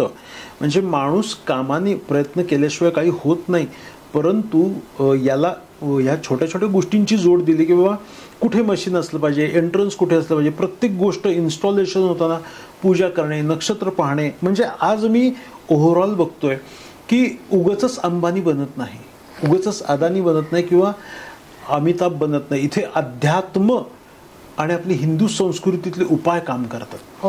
आणि मग काय होतं माहिती का, असं कुठं असतं का, ऐसा कुछ होता है क्या, असं काही नसतं म्हणणारे मध्यमवर्गीय राहतात. आणि छोटे छोटे छोटे उपाय करत करत आज बिग बॉस नक्की बनू शकतात. प्रयत्नांना जोड म्हणूनच फक्त करायचं आहे. फक्त वास्तुशास्त्रानुसार घर असेल तर आपण करोडपती होत नाही. पण मलाही माहिती आहे की आज शून्यातनं विश्व मीही उभा केलेलं आहे. का तर आधी आमच्या आयुष्यात काय प्रॉब्लेम झाले, ते कशामुळे घडले हे शोधत गेलो. आजोबा ज्योतिषी होती सोलापूरला, त्यांच्याकडनं आज ॲस्ट्रॉलॉजी बरोबर आलेली. वडील कन्स्ट्रक्शनमध्ये होते, त्यामुळे बांधकामाचं पिंड सगळं माझ्यामध्ये आलं. त्यामुळे हे आवड निर्माण होत गेली आणि आजपर्यंत अभ्यास करत, म्हणजे सेल्फ स्टडीला पर्याय नाही. तुम्ही कितीही कोर्स करा, नाहीतर यूट्यूबवरचे कोर्स करून करून ईमेलला फक्त लॉग इन पडलेले आहेत, पण पुन्हा काही बघितले जात नाहीत, सेल्फ स्टडी होत नाही. त्यामुळे ग्रंथ आधार आणि योग्य गुरुचं मार्गदर्शन, जसे तुम्ही आहात की मार्गदर्शनाशिवाय पर्याय नाही आणि गुरुशिवाय पर्याय नाही, महत्वाची गोष्ट. मी वास्तुशास्त्र वगैरे मानत नाही म्हणणाऱ्या लोकांना फुकटचा सल्ला खुल्लम खुल्ला. करेक्ट. वास्तुशास्त्र मानत नाही असं म्हणणाऱ्या व्यक्तीला मी बऱ्याच वेळेला चॅलेंज पण दिलेले आहेत. कारण कुठलीही गोष्ट वाईट आणि चांगली व्हायला वेळ लागतो. मग मी एका व्यक्तीला सांगितलं की साधारणतः तू एक 90 दिवस फक्त दक्षिणेला पाय करून झोप. बरं. पण ती ॲक्युरेट 90 डिग्री साऊथ पाहिजे, तर तुला हेल्थ इश्यूज आणि तुझ्यातला अँगर आणि काय काय गोष्टी घडतायत मला सांग. कारण काय होतं की घरातले हे वास्तू व्हिजिटला गेल्यानंतरची गोष्ट आहे. आम्ही काही मानत नाही, आम्ही काही करत नाही, आम्ही काही हे करत नाही असं करत करत त्यांच्या घरात व्हिजिट लांबच चालली होती कन्सल्टिंगची. एकदा योग आला परमेश्वर कृपेने आणि त्यांच्या जे काही घरातले ज्येष्ठ व्यक्ती होते त्यांना हे जास्त काहीही ऐकत नव्हते, तरी सुद्धा वास्तू व्हिजिटला गेल्यानंतर ना मी येतोय, मला टी व्हीवर पाहिलं म्हणल्यानंतर त्यांनी सगळ्या गोष्टी ॲक्सेप्ट केल्या, पाहिलं वगैरे. आणि त्यांनी सांगितलं की मला याच्यामध्ये काही इंटरेस्ट नाही आहे, मी असा आहे, मी तसा XYZ. मग त्यांना मी सांगितलं की बाकीच्यांना झोपण्याच्या जागा बदलल्या होत्या, चुकलेल्या होत्या. म्हटलं तुम्ही आता मग तुमचे विश्वास नसेल तर 90 दिवस उलट, हो मी 90 काय 190 दिवस झोपेल झालं. तर हे आता ऑब्झर्व करायला सांगितलं त्या लोकांना. आणि असं झालं की त्यांना स्किन डिसीज सुरू झाले, त्यानंतर स्नायू म्हणजे पायात कुठं पेन सुरू झाले. आणि जे त्यांचं व्यसन ते मिलिटरीत होते एके काळी, ते जे व्यसन त्यांचं बंद झालं होतं ते रिॲक्टिवेट झालं आणि त्यांना व्यसनांची जास्त ओढ लागायला लागली. हे दक्षिणेला पाय करून झोपल्यामुळे. कारण असं आहे की उत्तर दिशा ही पोषण करणारी आहे आणि दक्षिण दिशा ही शोषण करणारी. गेलेल्या व्यक्तीला दक्षिणेला पाय करून का झोपवतात, तर जो काही प्राण उरलेला आहे, प्राणशक्ती ती उरलेली दक्षिणेला पाय केल्यामुळे तळव्यातून ती शोषली जाते. आणि मग आपल्याला असं दिसतं की डोळे झाकतात, हात सैल पडतात किंवा हात स्टेबल्ड होतो आणि असं वाटतं की डोळ्यातनं प्राणीला, आपल्याकडे म्हणायची पद्धत आहे. पण ॲक्च्युअली तसं घडत नसतं. प्राणशक्ती पूर्ण म्हणून गेलेल्या व्यक्तीला 30 मिनिट्स, तासभर, 2 तास तरी दक्षिणेला पाय करून झोपवतात. पूर्ण सगळं शरीरातली प्राणशक्ती निघून जाऊन मग दहनाला उपयोग होतो. पण जिवंत माणूस जर दक्षिणेला पाय करून झोपला तर काय होतो, जिवंतपणी प्राणशक्ती सगळी खेचली जाते. मग मेडिकलचा आधार, व्यसनांचा आधार, चिडचिड पण सुद्धा त्यांची वाढली होती. म्हणून जर तुमच्या आयुष्यात मेडिकल वाढलंय, आरोग्याच्या तक्रारी वाढल्या, तर निदान झोपण्याच्या जागा तरी बदला. 2च टिप्स सांगतो यशस्वी होण्यासाठी. एक तर पूर्वेला पाय करून झोपू नकात, ही सूर्याची दिशा आहे. आणि अतितप्त सूर्याची दिशा दक्षिण आहे, तिथे पाय करून झोपू नकात. तुम्हाला उत्तर किंवा पश्चिमेला पाय केल्यामुळेच लाभ हा वाढायला सुरुवात होऊन जाईल. नाहीतर अनेक लोक डोकं दुखली गोळी घे, हे झालं गोळी घे, गोळी गोळी गोळी करून लिव्हर डॅमेज होतं. हे आज सायन्स प्रूव्ह आहे. त्यामुळे जरा पेशन्स ठेवले पाहिजेत. कुठला आजार झाल्यानंतर, डोकं दुखल्यानंतर जरा मेडिटेशन जरी केलं तरी गोळीची गरज नाही. तसे साधे सोपे उपाय घरात करून तुम्ही सुखसमृद्धी आणू शकता. जे मुलं उत्तरेला पाय करून झोपतायत ते मोबाईल बघतील, टीव्ही बघतील, मित्र मैत्रिणींकडे ओढा होईल, अभ्यास पडेल बाजूला. कारण उत्तर दिशा कशाची? सुखसमृद्धी, एन्जॉयमेंट आणि भोगविलासाची दिशा आहे. उत्तरेकडे पैसा आहे, उत्तरेमध्ये पोषण करणारी दिशा आहे. त्यामुळे ही लहान मुलांना उपयोगाची नाही आहे. आता अभ्यासाचे दिवस चालू आहेत तर मुलांनी पूर्वेस डोकं आणि पश्चिमेला पाय केलं पाहिजे. कारण हे जे सहस्त्रार चक्र आहे तिथे सूर्याची एनर्जी मिळते आणि ब्रेन मुलांचा ऍक्टिव्हेट होतो. इथे बऱ्याच घरात उलटी कंडिशन असते. आई वडील पूर्व पश्चिम झोपतायत आणि मुलं उत्तरेला, किंवा झोपण्याची बेडरूम जरी काही चुकली ना तरी घरात गडबड होते. आता नैऋत्य दिशा म्हणजे साऊथ वेस्ट कॉर्नर जो आहे तो कमांडर झोन म्हणतात. करेक्ट. त्या कमांडर झोन मध्ये आई वडील झोपणं गरजेचं आहे. त्या ठिकाणी एक वर्ल्ड फेमस न्यूमरॉलॉजिस्ट आहेत, त्यांची मी जवळपास 15 वर्षापूर्वी कन्सल्टिंग केलेली होती. आणि त्यांचं व्हायचं उलट. मुलं नैऋत्य दिशेमध्ये, मिस्टर हॉलमध्ये आणि हे मुलांच्या बेडरूममध्ये. मोठ्या न्यूमरॉलॉजिस्ट, टॉप मोस्ट. आणि त्यांना मी बदल सांगितले की म्हणलं तुम्ही मग काय व्हायचं, मुलांचंच राज्य घरावरती. कारण राज्यकर्त्याची जी जागा दिशा आहे ती नैऋत्य आहे, तिथं मुलं झोपतायत, मुलांची ग्रोथ नाही. आणि हे बदल सांगितले. म्हणलं निदान तुम्ही तरी थोडंसं नैऋत्य दिशेत झोपून मुलांना, मुलांच्या नाही मला झोप लागत नाही, म्हणलं आता तुम्हाला बदल करणं गरजेचं आहे. जसं डॉक्टर खोटे इंजेक्शन देतात ना, तसं मग त्यांना मी काही बेडरूम मध्ये छोटे छोटे बदल सांगितले. मला माहिती आहे काही बदल न करता फक्त नैऋत्येत झोपले तरी त्यांच्या बऱ्याच गोष्टी कव्हर होतील. त्यामुळे मालकांनी नैऋत्य दिशेमध्ये, ईशान्य आणि उत्तर दिशा आहे तिथे बेडरूम कोणाचीच नसावी, आणि मुलांनी वायव्य किंवा पश्चिमेत बेडरूम अतिशय शुभ आहे. त्यामुळे नैऋत्य दिशा खडग धारणी, म्हणजे जे मोठं खडग आहे, म्हणजे मोठी जाड तलवार आहे, ती पेलण्याची ताकद तुम्हाला नैऋत्य दिशा देते. आणि ईशान्येत झोपला तर तुम्हाला स्विमिंग टँक मध्ये झोपल्यासारखं होईल. स्विमिंग टँक मध्ये किती वेळ झोपू शकतो? काही वेळ, जोपर्यंत हात मारतोय तोपर्यंत. त्यामुळे ईशान्येतली बेडरूम आपल्याला आरोग्यासाठी हानिकारक असते, नैऋत्य पश्चिमेतली बेडरूम आपल्यासाठी अतिशय उत्तम असते. खूपच छान. वास्तुतज्ञ म्हणून आज तुम्ही 20 वर्ष काम करत आहात. असे अनेक अनुभव आले असतील, त्यातले काही अनुभव असतात की जे आपण आयुष्यात विसरूच शकत नाही, पुन्हा पुन्हा आठवतात. असले काही सांगता येतील? बरेचसे अनुभव आहेत, कारण ट्रू वर्क केल्यामुळे. म्हणजे मी तुम्हाला छोटीशी गोष्ट सांगतो की मी घरी आल्यानंतर ना, जेव्हा एखादा पुष्पगुच्छ असतो बरोबर, तेव्हा आमचं फॅमिली हॅपी असतात घरातले. की आता आज सत्कार झाला, आज व्हिजिटला गेले होते, सत्कार झाला. पण मी साधारणतः महिन्यातनं घरी न एक गोष्ट अशी घेऊन जातो देवाच्या कृपेने, ती जेव्हा घरी येते तेव्हा आता घरचे नाराज होत आहेत. तुम्हाला आश्चर्य वाटेल, पेढ्याचा बॉक्स. बरं. की आता मुलाचं चांगलं झालं, घरात ही गोष्ट चांगली आहे. आज घरी ऑफिसमध्ये येऊन पेढे दिले जातात की सर मुलगा पास झाला. हे महिन्यातून 10 ते 12 बॉक्स देवाच्या कृपेने येतात. पण प्रश्न असा येतो की आमच्याकडे साखर कमी आहे आणि पेढे खायची कोणी?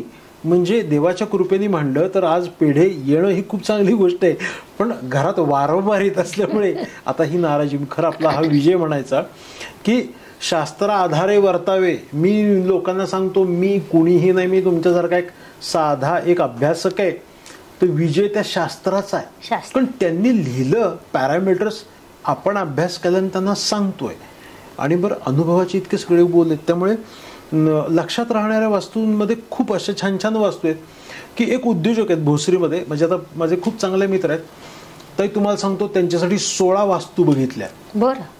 त्यांचं एक घर आहे, तर पिंपळे निलखमध्ये घर आहे आणि त्यांचा बैठा बंगला आहे, पण त्यांना छान लक्झुरियस फ्लॅट पाहिजे होता. तर जवळपास 16-17 वास्तू बघितल्या आणि 3 वर्षाचा कालावधी. रोज एक प्लॅन आणायचा, आम्ही वास्तू बघायला जातो. काही केल्या फायनल होईना आणि त्यांच्या घरचेही वैतागले, कारण मी प्रत्येक ठिकाणी रिजेक्ट, आपल्यासाठीही योग्य नाही, आपल्यासाठीही योग्य नाही. आणि त्या व्यक्तीचा, ते इंडस्ट्रियलिस्ट आहेत, माझे जवळपास 15 वर्षापासून छान क्लायंट आणि मित्र पण आहेत. तर त्यांचा विश्वास, सर म्हणेल तीच वास्तू. बरोबर. एक वेळ अशी आली, माझ्या मिसेसनी सांगितलं, अहो ते भोसले सरांचं फायनल करा ना, की एक तरी फ्लॅट द्या ना. नाही, म्हणजे त्यांना लक्षात आलं की सर हट्टी आहेत, कारण ज्ञानाला त्यांना पक्के आहेत. पण मी तुम्हाला सांगतो, आज अशी वास्तू बाणेरमध्ये एका टॉपमोस्ट ठिकाणी त्यांना मिळालेली आहे की म्हणजे मलाही ते वाटतं की ऐसा आपलं घर चाहिए. आज 16 वास्तू नंतर जी 17वी वास्तू पाहिली, ती इतकी छान, 2,500 स्क्वेअर फुटाचं छान हे आहे, ॲम्बियन्स आहे. बाणेरमध्ये ते हेलिकॉप्टरचं मालक शेजारीच राहतोय, अशा छान याच्यामध्ये आहे. मोठे बिल्डर आहेत हेलिकॉप्टरवाले, त्यांच्या शेजारच्या ह्याच्यामध्ये अपार्टमेंटमध्ये मस्त 2,500 स्क्वेअर फुटाचा फ्लॅट आहे.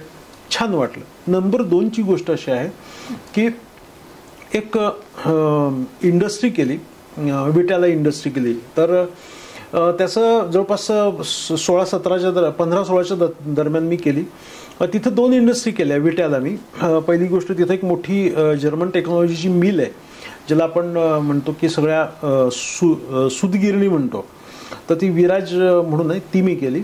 आणि तिथे आळसन म्हणून एक गाव आहे, तिथे साऊथ फेसिंग प्लॉट आलेला होता. आणि मग ते माझे विट्याचे क्लायंट आहेत, मोठे राजकारणी आहेत, आणि त्यांनी म्हणले सर साऊथ फेसिंग आहे, आपल्याला तर इथे आता शुगर फॅक्टरी उभी करायची, चालेल का? मी जागा बघायला गेलो, सगळा विषय पाहिला आणि ओव्हरऑल सगळं बघितलं आणि त्यांना जसा प्लॅन करून दिला. तर ती जी कंपनी, जी शुगर मिल आहे, ते आज तिथे अतिशय जोरात आणि व्यवस्थित चालू आहे, साऊथ फेसिंग असून देखील, त्यावर साऊथला रोड असून, कारण करताना वास्तूच्या नियमानुसार एंट्रन्स घेणे, ह्या सगळ्या गोष्टी प्रॉपर केलेल्या आहेत आणि त्यामुळे आज ते व्यवस्थित सुरू आहे.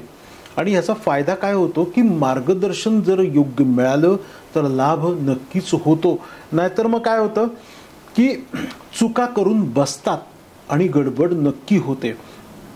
एका व्यक्तीचा विषय असा मुंबईतला मला आठवतोय की त्यांनी फ्लॅट घेतला, जवळपास तो खूप कॉस्टली फ्लॅट होता हिरानंदानीमध्ये.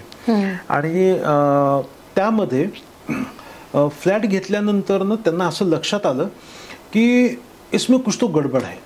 मी त्यांच्या मिसेस ज्या आहेत माझ्या रेग्युलर फॉलोअर्स होत्या आणि मी तेही तुम्हाला सांगतो, आज अंबानींची जी जिओ कंपनी आहे त्याचे CEO आहेत माझे क्लायंट आहेत ते. त्यांचा हिरानंदानीला घोडबंदर रोडला नवीन स्कीम होती. आज 3 वर्ष झाले सुखाने येते. पण तो फ्लॅट त्यांनी जेव्हा घेतला तेव्हा त्यांना घरात काहीतरी विषय सुरू झाले. मग जे जस्ट बुक केल्यानंतर आम्ही जेव्हा गेलो पाहिलं तर हे सगळं चुकीचं होतं. आणि त्यांना म्हणलं तुम्ही हा फ्लॅट रिजेक्ट करून टाका, कारण हा आपल्याला साऊथ वेस्ट एंट्रन्स आहे. ईस्ट वेस्ट त्यांच्या गुरुजींनी सांगितलं ईस्ट वेस्ट घ्या. पण फ्लॅट नावावर झाल्यापासून गडबडी सुरू झाल्या होत्या आणि त्यांनी माझ्यासाठी ॲग्रीमेंटची अमाऊंट कॅन्सल, जरी त्यांची लॉसमध्ये गेली, सर ने बताया है हमको दूसरा फ्लॅट चाहिए. मग ॲक्युरेट वास्तूनुसार त्यांचा फ्लॅट केला, जो पाहिजे तो त्यांना दिला आणि तो आज त्यांच्या घरामध्ये 3 वर्ष झाले सगळं काही व्यवस्थित आहेत. आज जिओमध्ये त्यांची मोठी पुढे पोस्ट पण त्यांना छान मिळालेली आहे. असे बदल बरेचसे खूप चांगले आहेत की आपण केलं तर सगळं काही चांगलं होऊ शकतं आणि नाही केलं तर काही होऊ शकत नाही. त्यामुळे म्हणतात ना की आपल्या घरामध्ये मातृदेवो भव पितृदेवो भव गुरुर्ब्रह्मा गुरुर्विष्णू, म्हणजे आई वडील आणि गुरु यांच्या सल्ल्याशिवाय आपलं जीवन व्यर्थ आहे. त्यामुळे आई वडिलांचं ऐकायचं आणि आपल्या गुरुचं ऐकायचं. तसं एक मार्गदर्शक तुम्हाला खूप महत्वाचं आहे आणि तज्ञ आहे का हे खूप पाहणं गरजेचं आहे. नाहीतर आम्ही यांच्याकडनं ते चेंजेस करून घेतले, आम्ही इथं पिरामिड लावले, यंत्र लावले. हे अहो मी तुम्हाला सांगतो, आता यंत्र म्हणजे वास्तुशास्त्र झालेलं आहे. मी हे बरंचसं खोडून काढलंय माझ्या प्रोग्राम मधनं की हो आम्ही तिकडं यंत्र लावून घेतले, आम्ही हे केलं, आम्ही ते केलं, मूळ बदलच नाहीये. म्हणजे सोपं तुम्हाला सांगतो की एका व्हिजिटला मी परवा गेलेलो होतो आणि त्यांना हे लक्षात आलं नाही की त्यांच्या घरामध्ये जे बसतानाचं तोंड आहे, TV बघताना ते दक्षिणेला होत आहे आणि घरात सर्व प्रकारची यंत्र लावली तरी सुद्धा रिझल्ट नाही. कारण तुम्हाला देव दिशा शुभ उत्तर आणि पूर्व आहे. TV तुमचा उत्तर किंवा पूर्व दिशेत पाहिजे आणि आपलं तोंड TV बघताना उत्तर पूर्वेला असलं तर शुभ स्पंदनं त्या दिशांची रोज मिळणार आहेत. TV लावलाय दक्षिणेला, कुणीतरी सांगितलं दक्षिण दिशा अग्नीची, मग तिथे TV लावायचा. अरे तो TV महत्वाचा नाही, तो तर राक्षस आहे खरं, आपले डोळे बिघडवणारा. त्याला उत्तर किंवा पूर्व भिंतीला लावून तुम्ही शुभ दिशांकडे बघणं गरजेचं आहे. त्यामुळे दक्षिणे, आता एक दक्षिणेला TV लावला तर लॉस काय होतात बघा. शास्त्रात सांगितलंय दक्षिणेकडे तोंड करून बसू नका, नाश्ता दक्षिणेकडे, जेवण दक्षिणेकडे, पेपर वाचतोय बसलोय, रोज पोरं बसलीत अभ्यास करताना दक्षिणेकडे, घरात वादविवाद भांडणं. कारण दक्षिणेकडून यक्षस्पंदन आहेत, यक्ष दिशा आहेत, ती निगेटिव्हिटी फोर्स येतोय आणि अख्ख्या आपल्या शरीराचा एक सेन्सर आहे. जो रिमोटला LED असतो ना, तसा एक सेन्सर आहे, तो सगळं कॅच करत असतो. तो सेन्सर इथे मर्मस्थानी आहे, जिथं कपाळी कुंकू टिकली लावलेली आहे. आणि कोणाला जर चेक करायचं असेल मर्मस्थान तर लहानपणीची गंमत आठवा. इथे आपण जेव्हा बोट फिरवतो तेव्हा बारीक चक्कर येते आणि आपल्याला हिलिंग होतं. हा सेन्सर रोज बघतोय काय काय दिसतंय, ती शुभ ऊर्जा आपल्या शरीरामध्ये नजरेद्वारे पाठवण्याचं काम करतो. म्हणून आपल्याला ह्या छोट्या छोट्या टिप्स आणि हे मुळापासून करणं गरजेचं आहे. म्हणजे बेसिक मी सांगतो ना की यंत्र लावावी का नाही, पण ज्या घरात दोषच नाहीये, मुळात आपण वास्तूनुसार घरच व्यवस्थित केलेलं आहे, एकाही यंत्राची गरज नाही. दरवाजावर काही गोष्टी शुभचिन्ह लावणं ह्याच्या व्यतिरिक्त तुम्ही माझ्या ऑफिसमध्ये आलात, माझ्या घरी आलात किंवा मी केलेल्या अनेक म्हणजे ज्यांचा फ्लॅट विकत घेतला, कमीत कमी यंत्र आणि मुळात मेन बेसिक गोष्टी व्यवस्थित करणं खूप गरजेचं आहे. जसं तुम्ही सांगता की आपल्याला उपायांवरती जास्त हे करायचं की मंत्र आहेत किंवा आपण केलेले, जसं तुम्ही छान सांगता की तुम्ही या गोष्टी स्तोत्र वाचा किंवा या मंत्रांचा जप करा, तुमच्या पॉझिटिव्ह माइंडसेट ठेवा. म्हणजे औषधाच्या गोळीपेक्षा शरीराला हे जे थंडावा देणार आहे, नाही तर बाकीच्या सगळ्या गोष्टी उग्रता वाढवणाऱ्या आहेत. एक थोडा वेगळा प्रश्न विचारते. हो, विचारा. तुमचं घर वास्तुशास्त्रानुसार आहे का? आणि त्याला अनुसरून काही बदल केले? वा, अतिशय मार्मिक आणि छान प्रश्न विचारला. कारण मला ना फोन येतात, देवघराचा व्हिडिओ आला, तुमचं देवघर टाका, तुमचं देवघर दाखवा. तर मी सांगतो की देवघर म्हणजे तिजोरी आहे, सहज कोणालाही दिसली नाही पाहिजे. कारण त्या देवाची जी ऊर्जा आहे ती आपण पूजा करून निर्माण केली, ते आपल्याला मिळणं गरजेचं आहे. त्यामुळे माझं घर तर मी 2010च्या आधी ज्या वास्तूमध्ये राहत होतो तिथे मेजर खूप फॉल्ट्स होते आणि खूप मेजर गोष्टी झाल्या.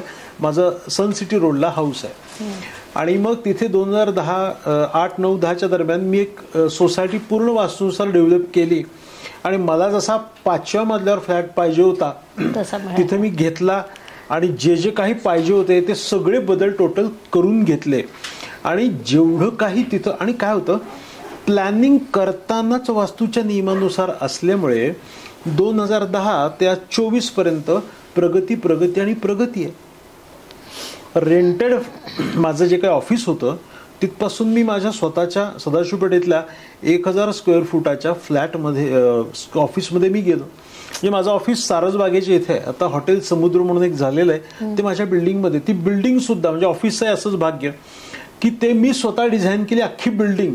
मेरे को जैसा चाहिए वैसा हमने ऑफिस रख लिया, जो पाहिजे तो फ्लोअर वास्तूनुसार तुम्हाला सगळं व्यवस्थित दिसेल. की मला घरापेक्षा ऑफिसमध्ये बदल जास्त करून घेतले मी, कारण तिथं पूर्वेला माझा एंट्रन्स ईस्ट ओपनिंग आहे, सेंटर ईस्टला माझं ओपन आहे पूर्वेला. आणि तिथे मला असं लक्षात आलं की आपली ईस्ट सगळीच कन्स्ट्रक्शननुसार बंद आहे. मी पूर्वेला जिथं जिथं जमतील तिथं खिडक्या करून घेतल्या.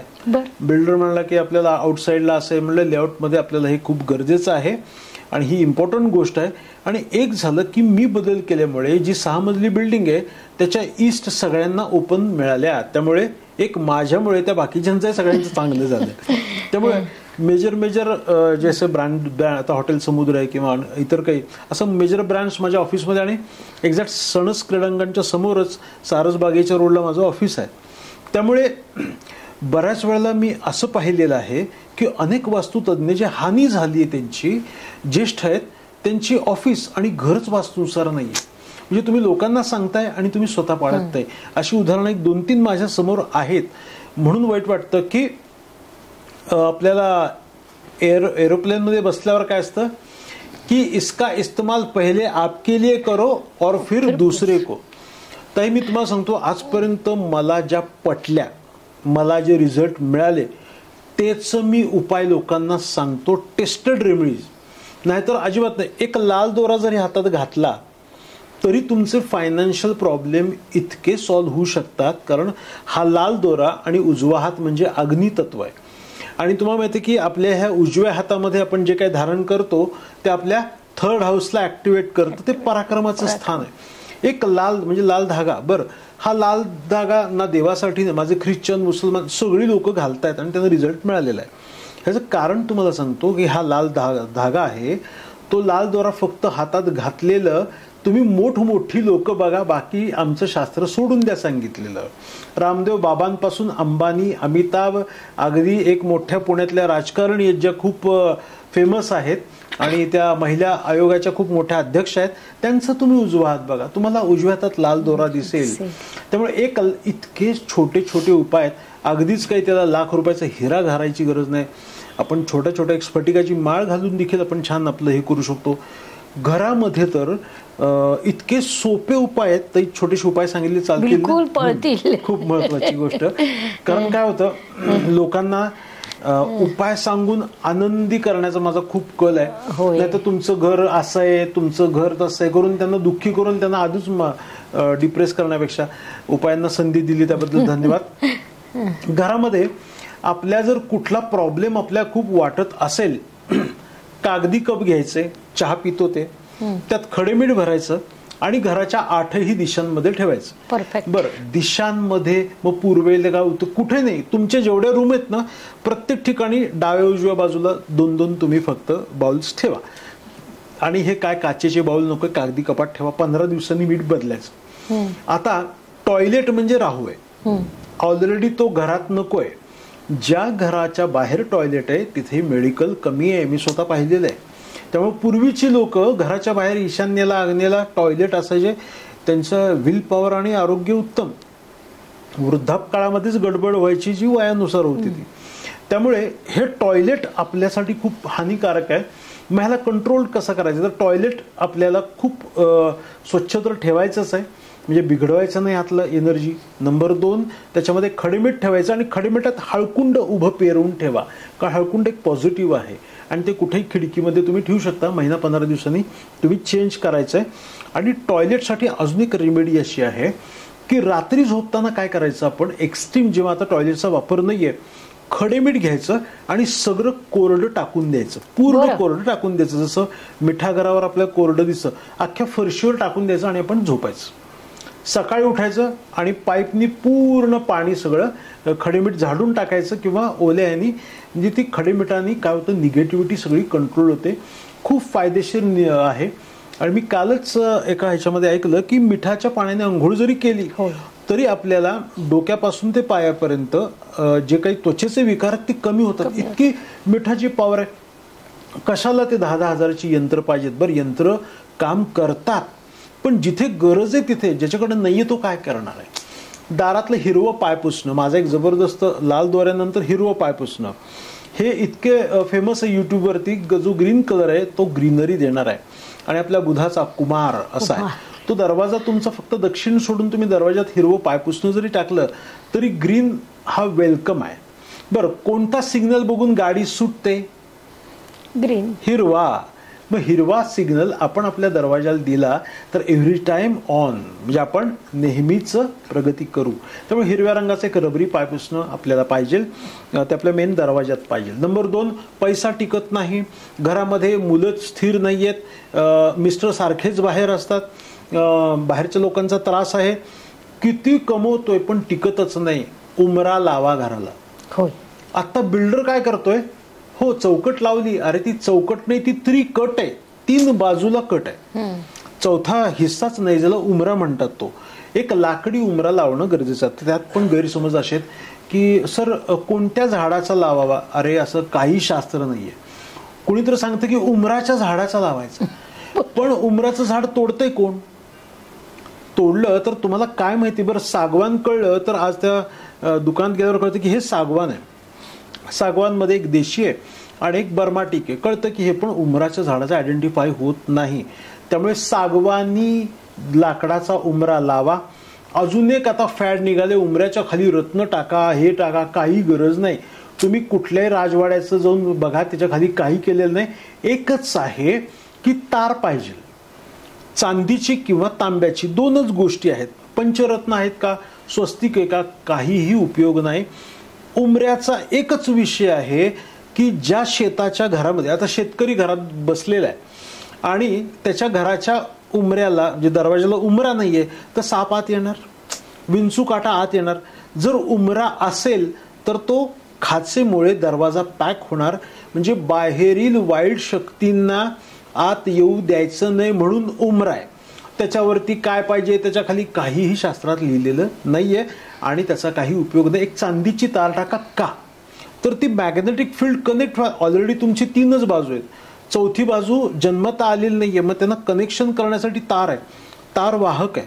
त्यामुळे चांदीची किंवा तांब्याची तार टाका, हा उमऱ्यासाठी विषय आहे. आणि नंबर सर्वात महत्त्वाची गोष्ट अशी आहे, एक छोटासा उपाय असा देतो की आपलं जो घराचा दरवाजा आहे ना, तो आपला चेहरा आहे. त्यामुळे त्या दरवाजाला महिन्यातनं कमीत कमी 3 वेळेला तरी पुसा. रोज माणूस 6 वेळेला आरसा बघतो आणि तो घराचा जो मुख आहे तो अजिबात आपण त्याकडे जाळ्या जळमट लागतात, हे होतात ते होतात. म्हणजे पाडव्याला लावलेलं जे काही तोरण आहे ना, ते पुढच्या दसऱ्याला निघतं. ही कंडिशन आज बघितली जाते. दारात आपल्या चपला पडलेल्या आहेत, दारामध्ये अडगळ भंगार पडलेली आहे, विविध प्रकारची नको ती तोंड लावलेली आहेत. असं काहीही करू नका. तुमच्या घरामध्ये यंत्र अशी लावली पाहिजेत की बाहेरच्या लोकांना आल्यावर वाटलं नाही पाहिजे की काहीतरी उपाय केलेले आहेत. सगळं हिडन पाहिजे, कारण जी मिक्स जेल व्हायला पाहिजेत व्यवस्थित, जसं आपण आपले सगळं मॅचिंग करतो त्या पद्धतीने. आणि बेडरूमच्या बाबतीत खूप महत्त्वाचा विषय जरा सांगतो, तो खूप आपल्या प्रेक्षकांना इम्पॉर्टंट आहे. पहिली गोष्ट अशी आहे की आयुर्वेदात काय सांगितलेलं आहे आणि योगशास्त्रामध्ये की तुमची शांत झोप 8 तासाची होणं गरजेचं आहे. तुम्हाला ज्यांची झोप शांत होते त्याला विशेष आरोग्याच्या तक्रारी येत नाहीत. बरं, ही शांत झोप कुठे मिळते आपल्याला? चालत्या कारमध्ये मिळते का धावत्या बसमध्ये मिळते? बेडरूममध्ये मिळते. त्यामुळे किचन आणि बेडरूम ही सर्वात महत्त्वाची गोष्ट आपल्या आयुष्यामध्ये. जसं मगाशी किचनचं सांगितलं, पण बेडरूमचं सांगतो. तुमची बेडरूम कशी पाहिजे माहिती आहे का? गोडाऊन सारखी नको आहे. मग अनेक ठिकाणी मी बघितलंय की तिथे मग धान्य भरून ठेवलंय. कुणीतरी सांगितलं नैऋत्य दिशा जोड करायची, धान्याच्या कोठ्या भरून ठेवल्यात. एक तर त्याच्यातून ते किडे बाहेर येत आहेत आणि त्या बेडरूम मध्ये ते धान्याच्या गोदामात झोपल्याप्रमाणे होते. तुम्हाला जर उत्तम आरोग्य हवं असेल तर बेडरूम कशी पाहिजे माहितीये का? 3,000 रुपये एका दिवसासाठी आपण एखाद्या रिसॉर्टला गेल्यावर कशी बेडरूम देतात तुम्हाला, गेल्या गेल्या तशी ती बेडरूम पाहिजे तुमची रोज. बरं, ह्याला काही श्रीमंती लागत नाही. किती रुपयाला बेडशीट मिळतं, किती रुपयाला तुमचा बेड मिळतो, छान. कारण रात्रीची झोप शांत होणं गरजेचं आहे. म्हणजे डीप स्लीप हे स्मार्ट वॉच सांगतात बघा, डीप स्लीप किती झाली. खरं बघतो तर ती हलकी झोप जास्त झालेली असते आणि डीप स्लीप कमी असते. याच्यावरती उपाय असा आहे की तुमची जी बेडरूम आहे ते छान पाहिजे. बेडरूमचा टीव्ही समोरचा हा रात्री झाकून ठेवा. आणि महत्वाची बेडरूममध्ये महत्वाची गोष्ट जी उत्तरेला पाय करून झोपा सांगितलेलं आहे, त्याच्याबरोबर अजून एक महत्वाची गोष्ट सांगतो शांत झोपेसाठी, की तुमच्या बेडरूममध्ये ना तुम्ही कुठलेही देवांचे फोटो शक्यतो ठेवू नकात. हे काढून निद्रानाशाचे आजार कमी केलेले आहेत. प्रॅक्टिकली माझ्याकडे उदाहरण आहेत. कारण बेडरूम ही देवांची जागा नाहीये. देवाचं देवघर तुमच्या हॉलमध्ये चालतील, कारण एक देवाचा फोटो म्हणजे 100 वॅटचा एक बल्ब आहे. कारण सतत ऊर्जा प्रवाहित होत असते. जसं बेडसमोर आरसा नकोय तसं तुमचे देव हे बेडरूममध्ये नको आहेत. बरेच लोक शक्ती मिळेल, पाठिंबा मिळेल यासाठी ठेवतात. भावना असते, वाईट काही नाहीये, पण असे परिणाम होतात की झोप डिस्टर्ब होते. नंबर 2ची गोष्ट अशी आहे की सध्या आपल्याकडे एक सर्वात जवळचं बाळ आहे. ज्या बाळाकडे आई जितकी आतुरतेने बघते त्याच्यापेक्षा जास्त आपण आतुरतेने बघतो. दर 5-5 मिनिटाला काय झालं काय झालं काय झालं असं बघणारं बाळ आपल्याकडे. त्या बाळाला म्हणतात मोबाईल. आणि म्हणजे भारत पाकिस्तान पेक्षा सध्या एक मोठी समस्या चालू आहे की मोबाईल कसा हातातला सुटेल. बरं, आई म्हणती पोरं मोबाईल का सुटत नाहीये, पण आईच्या हातातला सुटत नाही. बाबा ऑफिसमधनं घरी आले तरी कामासाठी मोबाईल आहे. हे जे बाळ आहे ना, त्याला ह्या बाळाला आपल्याला राक्षसाचं स्वरूप देऊ नका. हे कसं देतात सांगतो, की गजर वाजला पाहिजे म्हणून इथे मोबाईल असतो. आणि मी जेवढी घरं डिझाईन केलेली आहेत वास्तूनुसार प्लॅनिंग, मी त्यांच्या बेडरूमच्या शेजारी प्लग नाही घ्यायला लावले स्विच मोबाईलचे. कारण त्याच्यातून जरी तुमचं बटन ऑन असू किंवा नसू त्याच्यातून मॅग्नेटिक फील्ड वाहतं आणि आपलं ब्रेन डॅमेज करतं. हाच मोबाईल तुम्ही बंद करून ठेवलेला आहे, बंद मीन्स सायलेंट केला तरी तुमच्या कानापाशी आहे, तो ब्रेन डॅमेज करण्याचं रोज काम करतो. एकाने मला उत्तर दिलं, सर गजर लावण्यासाठी. अरे गजराचं घड्याळ तू कानापाशी ठेवलंस काय डोक्यापाशी ठेवलं, कुशीत घेऊन झोपला तरी प्रॉब्लेम नाहीये, पण ते जे घड्याळ ते जो मोबाईल आहे ना तो रेडिएशन्स रात्री देतो. उपाय सांगतो, आपण आपल्या डोक्यापासून 6 फुटावर पायापाशी त्याला जागा द्यायची. बाळा तू आमच्या पायात झोप, कळलंस. त्यामुळे लक्षात ठेवा, मोबाईलला 6 फुटावर ठेवायचं कुठेही. आणि आपण एवढे बहिरे नाही आहेत की गजर ऐकू येणार नाही. ही कारण आहेत फक्त. कारण जोपर्यंत डोळ्यातून पाणी येत नाही तोपर्यंत हे चालू आहे. रात्री 11ला 12ला झोपून सकाळी पुन्हा 6-7 वाजता उठून पळायचंय आणि म्हणायचं झोप पूर्ण होत नाही. मग यासाठी नैऋत्य दिशेची बेडरूम खूप महत्वाची आहे.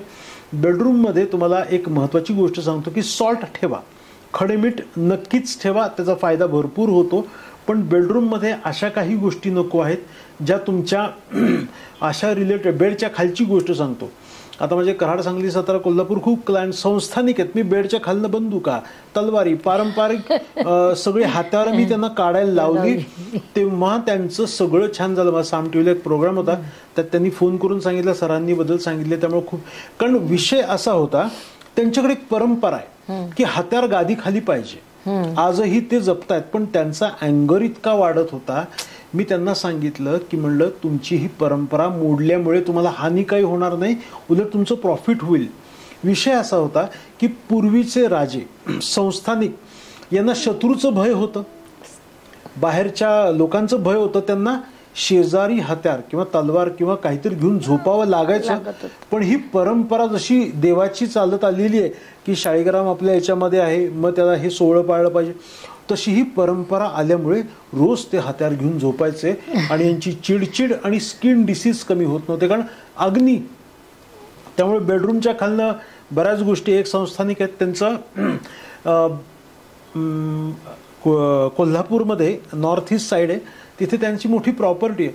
त्यांच्या घरातली पहिली सगळी मी तोंड काढायला लावली, कारण ते संस्थानिक शाहू महाराजांच्या काळामध्ये म्हणजे त्यांचे आजोबा शिकारीला जायचे, मदतनीस होते त्यांचे, सर्वात डावा का उजवा. आणि बरीचशी सगळी तोंड, सगळे प्राणी काढायला लावले त्यांच्या हॉलमधनं. आणि मग कुठे त्यांची ग्रोथ सुरू झाली, कारण शेवटी निगेटिव्ह एनर्जी. मग त्यांना म्हणलं, आपण एक प्राणी संग्रहालय देऊ किंवा तुमचं जे जागा आहे तिथे शिफ्ट करून टाका. असे हे घरातले निगेटिव्ह पार्ट्स आहेत, ते आपल्याला बदल करणं गरजेचं आहे. एक छोटासा अजून एक उपाय असा देतोय की तुमची चप्पलेची जागा जी आहे, चप्पल, ती घराच्या बाहेर असणं गरजेचं आहे. कारण शूज किंवा चप्पल जे, तर काय करतायत विचार करा, तुम्हाला बाहेरून येणारी सगळी रस्त्यावरची निगेटिव्हिटी घरात आणते आणि ते प्रोटेक्ट करण्याचं काम करते. नाहीतर आता ती थोडीशी अवेअरनेस बराचसा वाढलाय की बेडच्या खाली शू रॅक असायचे आणि त्या सगळ्या चपला त्यात असायच्या. त्यामुळे तुमच्या जी आपल्याकडे पूर्वी पद्धत होती की चप्पल उलटी पडू नये यासाठीच होती, किंवा त्याची घाण रिव्हर्स बॅक आपल्या घरात येऊ नये. त्यामुळे कोरोनाने तर आपल्याला बरंचसं शिकवलं. हात धुवून या, पाव धुवून या, बाहेरच्या कपड्यांनी जेवण करू नका, हे कोरोनाने शिकवलं.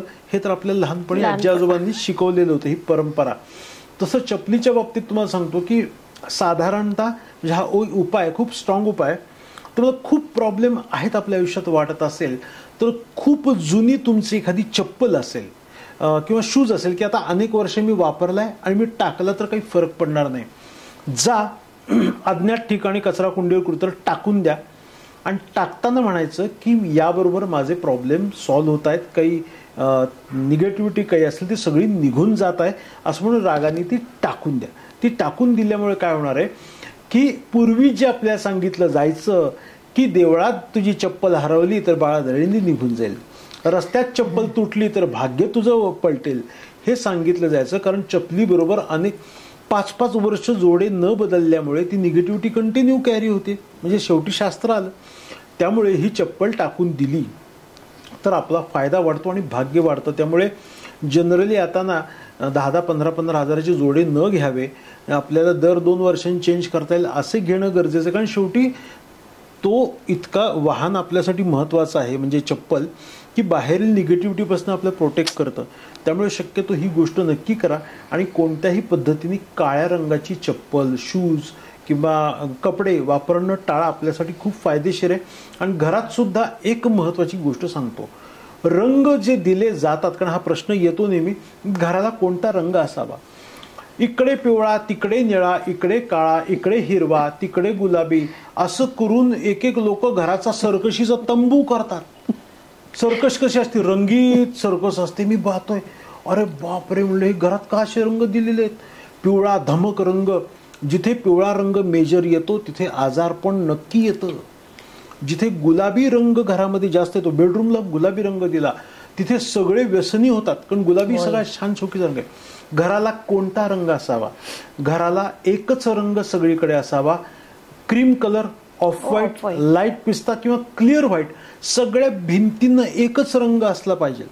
बरं, खूप तुम्हाला रंगांची आवड आहे म्हणून साधी मारुतीची कार किंवा BMW ऑडी जरी आपण घेतली, आपण विकत घेतली आणि विकत घ्यायला गेलो, आपल्याला बघितलं, अरे ह्या दरवाजाला निळा कलर आहे, त्या दरवाजाला पिवळा कलर आहे, इकडे काळा आहे, चारी दरवाजाला वेगळे, टपाला वेगळे अशी असेल तर आपण कार घेऊ का?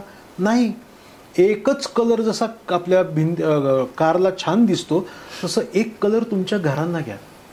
रंगसंगती आवडते ना तुमच्या बेडरूम, बेडशीट, सोफे याच्यामध्ये करा. आपली वास्तू तेव्हाच तथास्तू म्हणेल जेव्हा ती स्वतः आनंदी असेल.